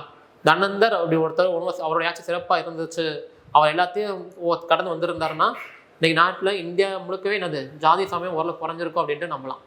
அடுத்து கங்கையும் கடாரும் கொண்டான். கங்கையும் கடாரும் கொண்டவங்க யார், முதலாம் ராஜேந்திரன். அடுத்து கடைசி அரசர் யார் பார்த்தீங்கன்னா 3ஆம் ராஜேந்திரன். அங்கர்வாட் கோயில், பேலூர், களப்பேடுலாம் என்ன பார்த்தோம்னா என்னது இடைக்கால இந்தியாவுக்கான எடுத்துக்காட்டுகள். ஹரிகரமுகம், விஜயநகரத்துக்கு பேர் நம்ம வெற்றியின் தலைநகரம் அர்த்தம். ஓகேங்களா. 1336 நிறுவப்பட்டிருக்கும். கிருஷ்ணதேவராயர் முக்கியமானவர். ஓகேங்களா. கிருஷ்ணதேவர் எந்த வம்சம் சேர்ந்தவர்னா ஆரவேடு வம்சம். கிருஷ்ணதேவர் துளு வம்சம். முதலாம் தலைக்கட்ட போரில் என்னன்னு பார்த்தீங்கன்னா முதலாம் தலைக்கட்ட போரில் தோத்து போயிருப்பாங்க. யார் தோல்வி கண்டிருப்பாங்க பார்த்தீங்கன்னா விஜயநகரம் தோல்வி கண்டிருப்பாங்க. பாபர். இப்போ முகலாயர் பார்த்தோம். பாபர் அடுத்த இருப்பானா, பாபர் கீழே யார் இருப்பா முக்கியமானவங்க பார்த்தோம்னா இவர் அக்பர் தான் அது மிகப்பெரிய சிறந்த அரசு சொல்லுவோம். ஷாஜகான் காலத்தில் மிகப்பெரிய தோட்டங்களும் மிகப்பெரிய அழகான கட்டிடக்கலைகளையும் நிறுவப்பட்டிருக்கும் முகலாய பேரரசில். ஐரோப்பியர் 1498 யார் வருவோம் பார்த்தீங்கன்னா கள்ளிக்கோட்டைக்கு போர்ச்சுகீசிய அரசரான போர்ச்சுகீஸ்லேருந்து வாஸ்கோ ட காமா வந்திருப்பார். ஓகேங்களா. இந்தியாவுக்கு முதல்ல வருகை தந்த ஐரோப்பிய நாட்டவர் யாருன்னு பார்த்தோம்னா போர்ச்சுகீசியர். ஓகேங்களா. இவங்க கொச்சி கோவா தலைமையில் வந்திருப்பாங்க. அடுத்து பழவேற்காடு புலிக்கட்டு வந்திருப்பாங்க. ஃபஸ்ட்டு கொச்சி வந்திருப்பாங்க. அடுத்து டச்சு, அடுத்து இங்கிலீஷ், அடுத்து டேனிஷ், அடுத்து ஃப்ரெஞ்சு. ஓகேங்களா. அந்த மாதிரி 5 பேர் வந்திருப்பாங்க. அரசியல் மாற்றம் வந்து சோழர் காலம். அப்புறம் பார்த்தீங்கன்னா 3 நாயக்க வம்சங்கள், அக்பர். சமூகம் பார்த்தோம்னா யார் சீக்ஸ் என்ற புதிய மதம் உருவாயிருக்கும். ஓகேங்களா. குருநானக் தான் என்னது சீக்கிய மதத்தை நிறுவியிருப்பார். பண்பாடு பார்த்தோம்னா சோழர் காலத்தில் கம்பராமாயண பெரிய புராணம், அப்புறம் செப்பு காலம் காபிரின்னு சொல்லுவோம். ஓகேங்களா. சோழ காலத்தில் என்னன்னா செம்பு வந்து ரொம்ப விமர்சனம் இருக்கும். கோயில்களில் செப்பு திருமணிகள் அதிகமாக உருவாக்கப்பட்டிருக்கும். முகலாயர்கள் அவையில் தான்சேன் என்று சொல்லக்கூடிய முக்கியமான இருப்பார். பிரபந்தம் என்ற புதிய ஒரு இலக்கிய வகை உருவாயிருக்கும். மனித பரிணாம வளர்ச்சி கோட்பாடு வந்து ஹெராடோட்டஸ், சார்லஸ் டார்வின் தியரம். பல்லாவரத்துலாம் பார்த்தீங்கன்னா முதலான பழங்கற்கால கருவி கண்டுபிடிக்கப்பட்ட எது பார்த்தோம்னா பல்லாவரம். கண்டுபிடித்தவர் யார் பார்த்தா ராபர்ட் ப்ரூஸ் புட். ஓகேங்களா. கொஸ்தலை யார் தான் பார்த்தீங்கன்னா என்னது முன்னாடி மனித இனம் வாழ்ந்ததற்கான ஹோமோ எரக்டஸ் வாழ்ந்ததற்கான ஆதாரமாக கருதப்படுது. ஓகேங்களா. தேரி குன்றர்கள் பார்த்தீங்கன்னா அது தேரி குன்றர்களும் என்னன்னா முற்கால மனிதன் வாழ்ந்ததற்கான அடையாளம் காணப்படுது. அது மட்டும் இல்லாமல் இடைக்கால வரலாறுக்கான எடுத்துக்காட்டு, அதாவது இடைக்கால வரலாறு இருக்கு இல்லையா, அதாவது பேலியோலித்திக், மீசோலித்திக்கான இந்தியாவில் இருக்கக்கூடிய ஒரு எக்ஸாம்பிள் பிளேஸ் எதுன்னு பார்த்தோம்னா தேரிக்காடு எங்கே இருக்குன்னா தூத்துக்குடி மாவட்டத்தில் இருக்குது. ஓகேங்களா. பையமொழி வந்து இரும்பு காலத்துக்கு, சித்திரவாசல் புகை ஓவியங்கள், அப்புறம் வேற என்ன இருக்குது, சமணர் படுகைகள். இந்த டோல்மன், மென்கியர், சார்கோபோஸ், சிஸ்ட், ஐரன் இதெல்லாம் எதுக்கு எக்ஸாம்பிள்னு பார்த்தீங்கன்னா என்னது ஈம சின்னங்களுக்கு எடுத்துக்காட்டு. என்னது சங்க காலத்தில் ஈம நினைவு சின்னங்களுக்கு எடுத்துக்காட்டுன்னா என்னது இந்த டோல்மன்ஸ். மென்கியர் குத்துக்கல் மணிக்கு இருக்கும். டோல்மன்னா கல் வந்து அடிக்க வச்சு மேலே வச்ச மணிக்கு இருக்கும். அது சார்கோபோஸ்னா என்ன தொட்டி மணிக்கு இருக்கும். ஓகேங்களா. கீழே கால்கள் இருக்கும். ஹேண்ட் அப்படின்னா ஜாடி மாதிரிக்கு இருக்கும். பொருந்தல் எங்கே இருக்குன்னா எங்கேப்பா இருக்குது பொருந்தல்? இப்போ திண்டுக்கல்ல பழனிக்கு பக்கத்தில் இருக்குது. கேரளா பட்டணம் முக்கியம். பட்டன்றதுனா தொப்பிக்கல், வட்டக்கல், குடக்கல் போன்ற ஈம நினைவு சின்னங்கள்லாம் காணப்படுது. ஓகேங்களா. இன்னும் அதுக்கு 9th வரைக்கும் முடிச்சோமா கேட்டால் முடிஞ்சாமா. 6th 7th என்ன இருக்கோ அதான் 9th இருக்குது. வேற ஒன்றும் எக்ஸ்ட்ராலாம் ஒன்றும் இருக்காது. ஓகேங்களா. சும்மா நம்ம வந்து ஃபுல் அண்ட் ஃபுல் புக்கு படிக்கிறது ரொம்ப இதாக இருக்கும். ஒரு ஃபாஸ்ட் ரிவிஷன், ஒரு கீ நோட்ஸ் பண்ணி பார்த்துக்கலாம். ஓகேங்களா. ஓகே, ரிமைனிங் வந்து நெக்ஸ்ட் கிளாஸில் கண்டினியூ பண்ணலாம். Thank you so much.